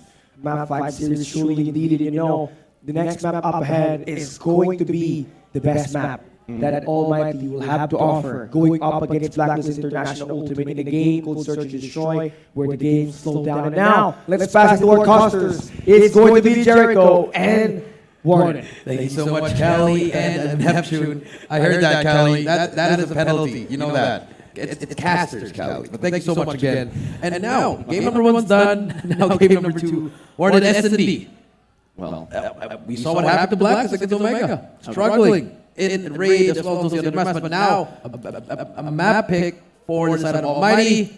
It could go their way here. Okay, throughout the series of Almighty, there's one word that I love to use from them. Their domain. And Blacklist International Ultimate, we gotta say it, it's safe to say that Blacklist International Ultimate loves to play take-off hard points, so it's truly their domain. We're moving over to firing range, Search and Destroy here, and Almighty, they showed a lot of good gunfights and really good battle overall. I'm really leaning towards Almighty here, but then again, Blacklist International Ultimate, they proved me wrong. Alright, let's see what happens here. This is the game number 2 of the lower bracket finals. It's gonna be Almighty versus Blacklist International Ultimate Game 2 S&D firing range. Let's start things off with the side of Sneaky Boy, and maybe not Jaden, where we staying on the server. Okay, there we go. Start off with Jeff Pro, pushing through. Heaven gets the first pick on Spirit already, so that shuts it down. Man advantage goes to the side of Almighty. Yep. For the side of Almighty right now, Jeff Rowe will be able to get the bomb planet white in the open. And just like that, Blacklist International Ultimate without Mr. MVP. I'm not so certain what the offerment could be, but one for sure, a 4-man, 3-man push on towards barrels and could really come into play. Jeff Rowe, Irfan J, Inside the Trailers, alongside with Heaven there from the back end. And really, they're looking for 2 players wrapping around, but unfortunately for them, it's not really going to happen here, Jericho. It's not really going to happen for them, and now we do see 4 versus 4. FTX does get 1. Riato gets another. Irfan J gets traded, but he gets traded out by Jamin as well. Now it's going to be 2 versus 3 once again. Heaven with a sniper. Spots one with beautiful shot coming through from Heaven, but it's all up to Shut Up. Can he make the play? Jump shot, gets a hit marker, but there's no more time left to get it. Unfortunately, a little bit hard there. I thought it was the bomb side on the right, but unfortunately it was planted for open left side instead. Nation of God and trailer for the side of Almighty. It was a great start, but just poor finish. I think that play right there was leaning for Jeff Rowe and Irfan J on trailer and not for Shut Up. That was a little bit of a miscommunication there for Side of Almighty, and it's exactly what you don't want to see, especially on the final stage. Now, just like that, round number 2 opening up, Blacklist International Ultimate will still place on default here, just waiting it all out, waiting for the initiation of Almighty. You know, Almighty holding lead steadily strong here, just waiting for the perfect timing here, could possibly go for the A-bomb side once more. Bomb side, there we go. AG. On your screen, a little bit sneaky, no one's really making a move. Yato as well, skirt over at trailer. And now, if you are the side of Almighty, you did get shut down that last round. I think you should just keep on trying to go for that A. Let Heaven be aggressive again with the sniper. So far, shots going down Jamin, not really hitting anyone. It's just a stalemate. And it's just the same things we've been seeing in the Blacklist style of S&D. No, slow it down. It'll slow it down. FTX almost got a shot in, but the information will be relayed. And Blacklist International might bite to the rotation soon enough. One player here, and the trailer ends. Skirt takes down 1. Jeff Rowe out of the equation. Bomb is not going to get planted through. Looking for some more, but look at this. Almighty respecting Skirt for his capabilities. FTX on Baron, holding his ground. Skirt swiped out. Can he do it? Smoke's been deployed though. For sure, contact will not happen, not just yet, but look at this, Jericho. Rotation kicking in, player 1 going to go for a wraparound. Yep, player 1 going for the wraparound. And now we do see that's going to be the first kill. AG gets 2 in a row. Double kill for AG. And that's going to be huge because it shut down the players. And Air 1J gets one. Heaven gets another, but Heaven gets taken down. Too many players. Bad advantage goes to the side. And now, Blacklist International Ultimate 2-0. Looking pretty good on defense. Looking pretty good on defense here, man. Just waiting for the perfect timing for Almighty for them to push through. But unfortunately for them playing too slow, it's not also going to work out. They need to put a little more aggression, but more coordination at the same time. Honestly, they really need to find the perfect mixture because if not, Black might dominate this one out. Now David and Skurd, they get 2 kills again, and Incendio takes down Skurd. And now we do see Almighty struggling against S&D. Can Incendio find something in this firing range S&D? So far, they're really having a hard time here. He gets another Jave and takes out Incendio. And remember when they went to a game 5, I believe it was yesterday against Blacklist. It was fire range again. Yep. And they struggled in that map. So I don't get the pick coming into this game right here. I mean, if you want to challenge Blacklist International Ultimate on a map that they have beaten you on, it's going to be a devil's advocate pick. It's a very tricky pick, far-fetched for my liking as well. And really, if you're going to be able to pick yourself on a frag like this, just like shut up, taking down Javen, it's not going to convince me no more. As really, Blacklist International Ultimate here will still be up by 3 rounds. Almighty now on the equalized end. 4v4 we go. Yeah, 4v4 we go, and now. Beautiful stop. Shut up. Takes out FDX. That's going to be the kill that he needs. 3-0 so far. Shut up. Can he find something though? They do have the mad advantage for it. Mad advantage goes to the side of AMT. A minute 25 to go. Can they find anything? And so far, no is the answer. Warden. Everyone's waiting to find something in spots. What's Skurd? Nice shot coming through, but shut up. Beautiful movement coming through. He knows. Skurd. Oh my, that timing. You saw that in the nick of time. If Skurd was walking there, he would have been dead already. Scooping the nade. Got nade. Okay, at least he draws him out. So trailer is clear now. You can actually make a play, but number 4, that's going to be Yato. Using the drum scope coming through. I am blundering, I'm so sorry. Skurd, EAG gets one, Heaven gets one as well. 2 versus 3. Yep, 2 versus 3. Still though, Orphan J. And we waiting for the perfect right there. Gets the information related. Gets caught off guard. Orphan J. Heard this footsteps, easy kill it is. Just like that, Orphan J, actually with that kill right there, they're gonna get that information late and know for a fact that Skurd will bite to that B bomb site. Just like that, 3 bomb site here on towards A plant site now. Jericho bomb gonna get planted too, a 3v1. Here we go. Can Skurd clutch 1 versus 3. One of the best players in Garena. Can he make the play? Skurd on your screen, about to push out of trailer. And they're all waiting for him. Heaven takes him down. Finally, Almighty, they get 1 round. And now, can they keep it up? Can they keep it up? Almighty, 1 round capitalized off this game. So just like that, Blacklist International Ultimate, they're going to be leading by 2 rounds. So I'm not really expecting a lot of changes here yet so far. It's only 1 round. Till then, if Average can shut up, kicking up once more with a frag, till then, I'm really leading for 7 Almighty. But for now, Blacklist International Ultimate, they're going to defense, even though for a fact that Almighty put up a scratch. Now we do see more players trying to make the play here. Slowly but surely, Incendio with the wall bag, nothing yet so far. 1 minute 35 seconds. Shut up on your screen. Still can't find anything. I like this from Blacklist. They're not really over peaking, not getting in those sniper angles. They're just really slowing it down, getting the left and right. But here we go. They might get a peek. Nothing yet so far. 3-1, 1 minute 20. Where does Almighty want to go with this? I don't know, man. I mean, it's always a big question mark here for Almighty. Go for a B-bomb side or they go for an A side. So far, they've been going for the A-bomb side. And the win right there, you can see the scoreline's not really looking to be quite promising, but there we go, on the field, Blacklist International Ultimate, Yato will take down Shut Up, and no refrags at all from set of Almighty, and this is where they struggle the most. They need to get the refrags, Jericho, because if not, the numbers are just going to get lower and lower here, Jericho. Yeah, they're fun. Let's have a DLQ, FDX takes down Incendio, 1 by 1, Almighty is falling, and now we do see Blacklist International Ultimate asserting their dominance. You see Jeff Rose as well, pushing up. Can they find anything? Heaven.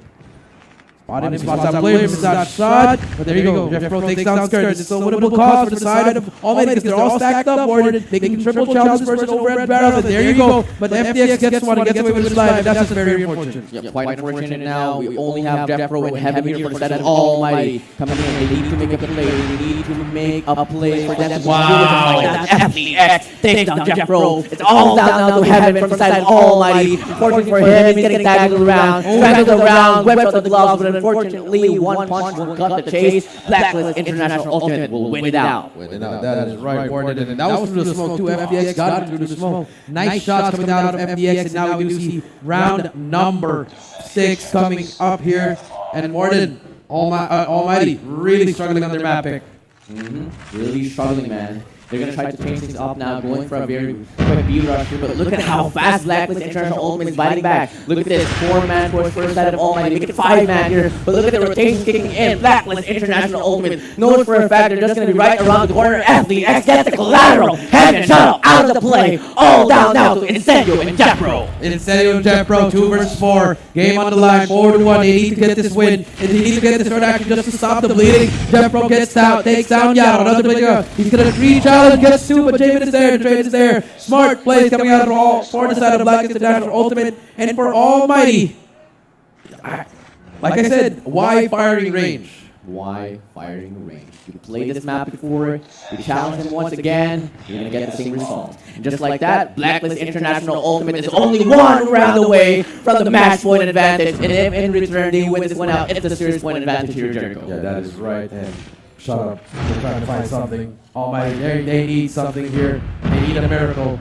They need someone from heaven to help them. They need the God to shut up, takes on FDX. That's going to be the first one that they need. 1:35 to go, and another player trying to peek it up, but now it's going to be 5 versus 3. Incendio takes down another player, and now it's still going to be the same. Heaven missed that shot. He's going to get taken down by Jamin. Jamin gets away with his life, but he gets traded out by Jeffro. Now it's going to be 2 versus 4.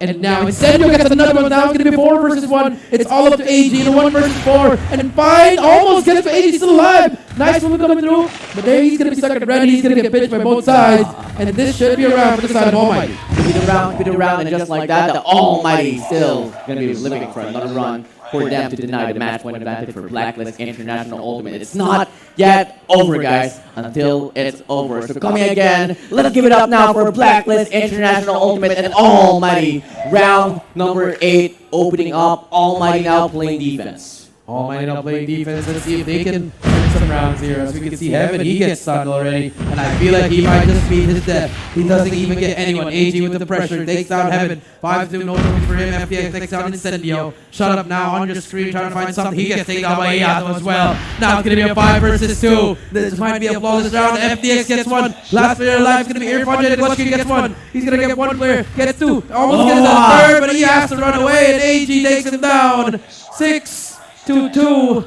Match point for the side of Blacklist International Ultimate. For the side of Blacklist International Ultimate. Could it be the Singaporeans now losing this one out, or could they pull through a comeback? I mean, we've seen a comeback from Almighty on Firing Range and Destroy. I'm not so certain if that's going to be possible up against Blacklist International Ultimate. It's just up to us to find out. Just like that, Almighty here going for a very aggressive play. Incendio will take down J-Ben, but Skirt finds him out, and just like that, it's 4v4. That's going to be a 4 versus 4. Nice shot coming in from Shut Up.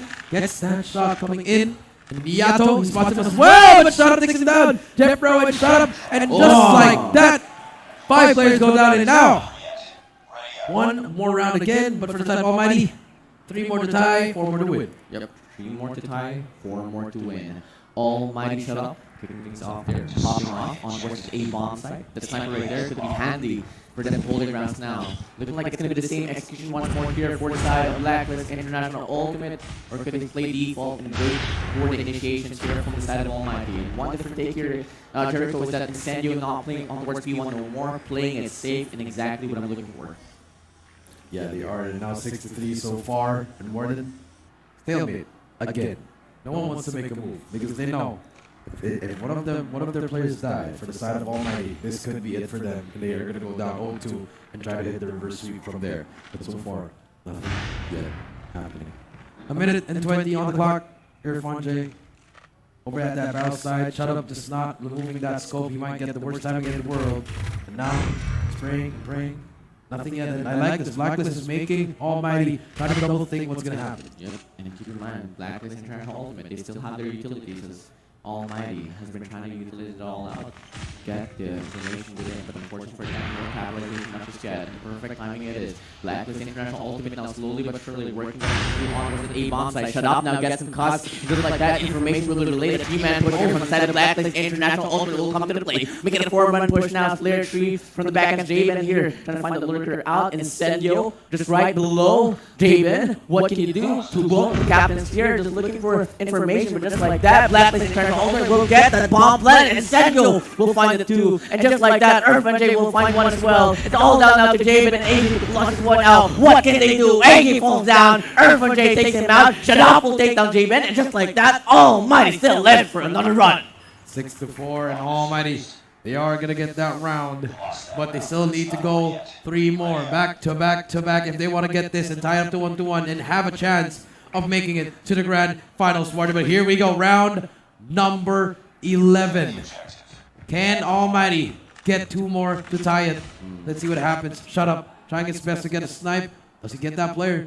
The X-ray vision is there, but does not hit anyone as well. The first side of Blacklist a little bit more aggressive now. They're playing more players, stacking it up more at the wood side, Warden. And this could be that difference because trailer is open. Same play here for Blacklist International Ultimate. They played it slow, they got the execution, but unfortunately they weren't able to hold their grounds. And Incendio there was able to make a big play. Timing was so surreal, Javen didn't spot him out, and just like that, it was an easy 2-piece for him.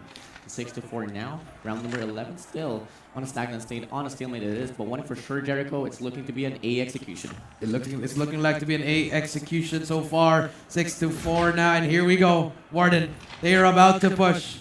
They're about to push this A site. 4 players from Black International Ultimate trying to make the play. Nothing yet happening, but so far a minute left. Here we go. Number 4, Yato's gonna be the first one into Prowl. This is it. Can Shut Up hit those shots. The Spuns are out. The Utos are out as well. Let's see if they can do it. Yeah, let's see if they can do it now. J on towards barrels. We got Shut Up there holding his ground from Americans. And just like that, right around the corner we go. Waiting for the perfect timing now. Incendio inside the trailer as well. Looking like Blacklist International Ultimate will fall back, but player 5, Heaven from the jungle ends. Will spot him out, and just like that, in a glimpse of a second, Shut Up and Heaven will take down Yato and 80. And on the feed we go. Jeff Bro, Almighty will find 2. And just like that, they're gonna force another round. Nonetheless, FDX will make a play. And just like that, Jeff Bro with a treat.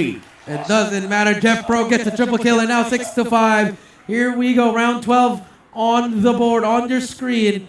If you're Blacklist, you are holding hands right now, trying to end it. Now you need to end it here. You want to go to around 13 and possibly lose this game. But you do see the 5-man push coming through, and this might be the rush. This is it right here. They're going to surprise the rush. But so far, nothing yet happening. That's going to be player number 2. Shut Up's going to be the one on this time. Can he find something? So far, nothing yet. Trophies are out. Utos are out as well. And here we go. Shut Up missed that shot. That was a huge kill coming through. But he's fun. Takes down Yato. Takes out the MVP. But there's going to be more players coming through. Shut Up. He's going to try to find him. Oh, does he find him? The wallbang does not hit as well, but here comes the retake, Warden. Here comes the retake. J on barrels. David on towards the staircase. And just like that, one player inside the bomb side we go. That's going to be 80 for you trying to make that play. David pops out, takes him out. Heaven takes down J-Ben. All of we go. Trade-off happening. And Blacklist International Ultimate winner your Godflies. J on towards barrels. Last 2 players first side of Almighty here on a one-dimensional push. Player 2, their FDX, gets himself in godlike. He's going to be able to find J all down to Shut Up. What can you do? And just like that, Blacklist International Ultimate will win game number 2. Game number 2 given to the side of Black International Ultimate. 1 more win to go to the grand finals and try to beat Omega. But they have to do it twice. Yep. They have to do it twice. Twice to beat Omega is waiting for a winner here on these lower brackets. Not yet over. Yep. They can do the impossible. Exactly. Almighty can do the impossible. The reverse stream is always here. We haven't seen one. They can do it now. I mean, we gotta talk about control, Jericho, because the next game mode is control.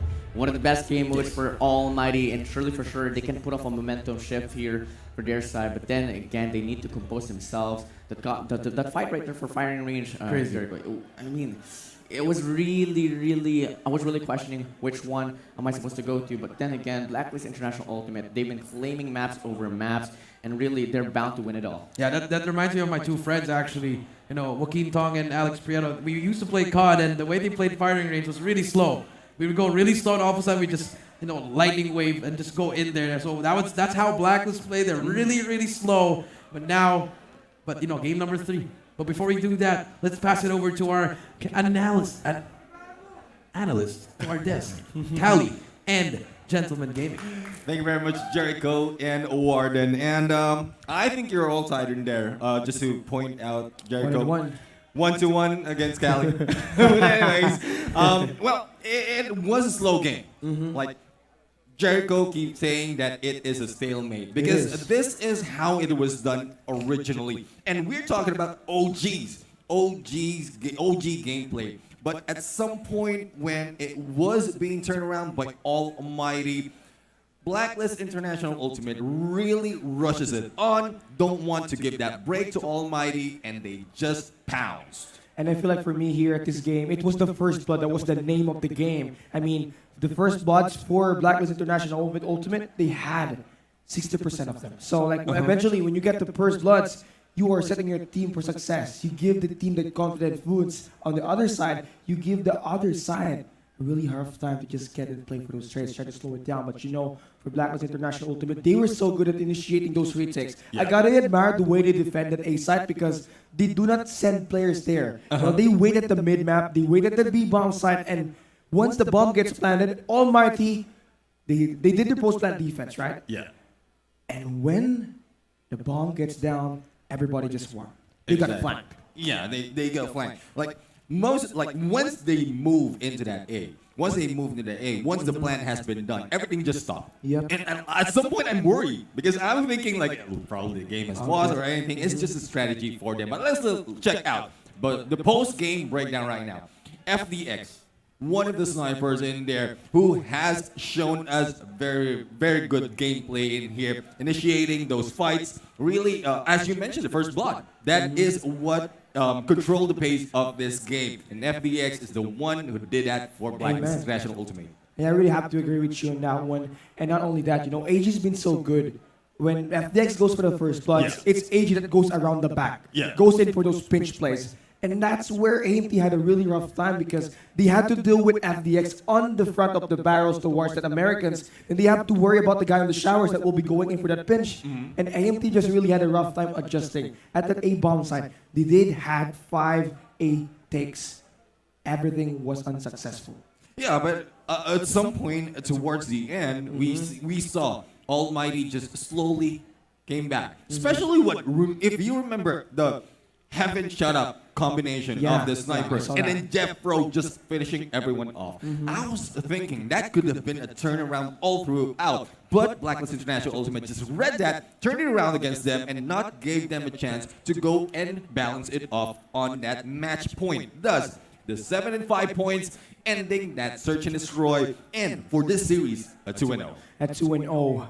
And it's the Lion City that will be facing brink of elimination. One more loss, and it's going to be them packing their bags as they will be ending their journey if they do not win this match number 3. But then again, you know, a comeback is still possible because this team right there is used to these moments. They've been playing since the start of the Call of Duty Mobile competition, and they are here to just try to bring the game one step at a time. We're moving into map number 3, Raid. Neptune, how do you feel about this map? Well, I'm hoping that Almighty hasn't lost any hopes from the first 2 maps that they had. Because so far, for Raid, it's looking good for the side of Almighty if they'll be able to maintain the composure that they have. But unfortunately, the momentum is on the side of Blacklist. Alright, I'm going to end here for the stream, everybody. Thank you guys. I really appreciate everybody joining here on the stream. And yeah, thank you guys. I really appreciate it. I don't care, but just put that starting Subat is going to end already here for the streams. It's been 3 hours in the stream. I never take a break or anything like that because I just helping someone, so that's why. And I'm going to end here right now. Thank you guys. I really appreciate it. Thank you guys. Shout out to everybody here on the stream today. And I will come back again on the second round for the stream, I think so. I don't know yet, but yes, just stay tuned as well. Shout outs to all my first moderator on the stream, and who's that again? I'm a savage as well. Thank you guys. Thank you so much, everybody here on the streams, watching my streams. I really appreciate it here today. So I going to end here now. Thank you guys. So thank you for watching. Thank you for subscribing, and thank you for watching. I will catch you on the next one. Peace. So I've got my essay written. So now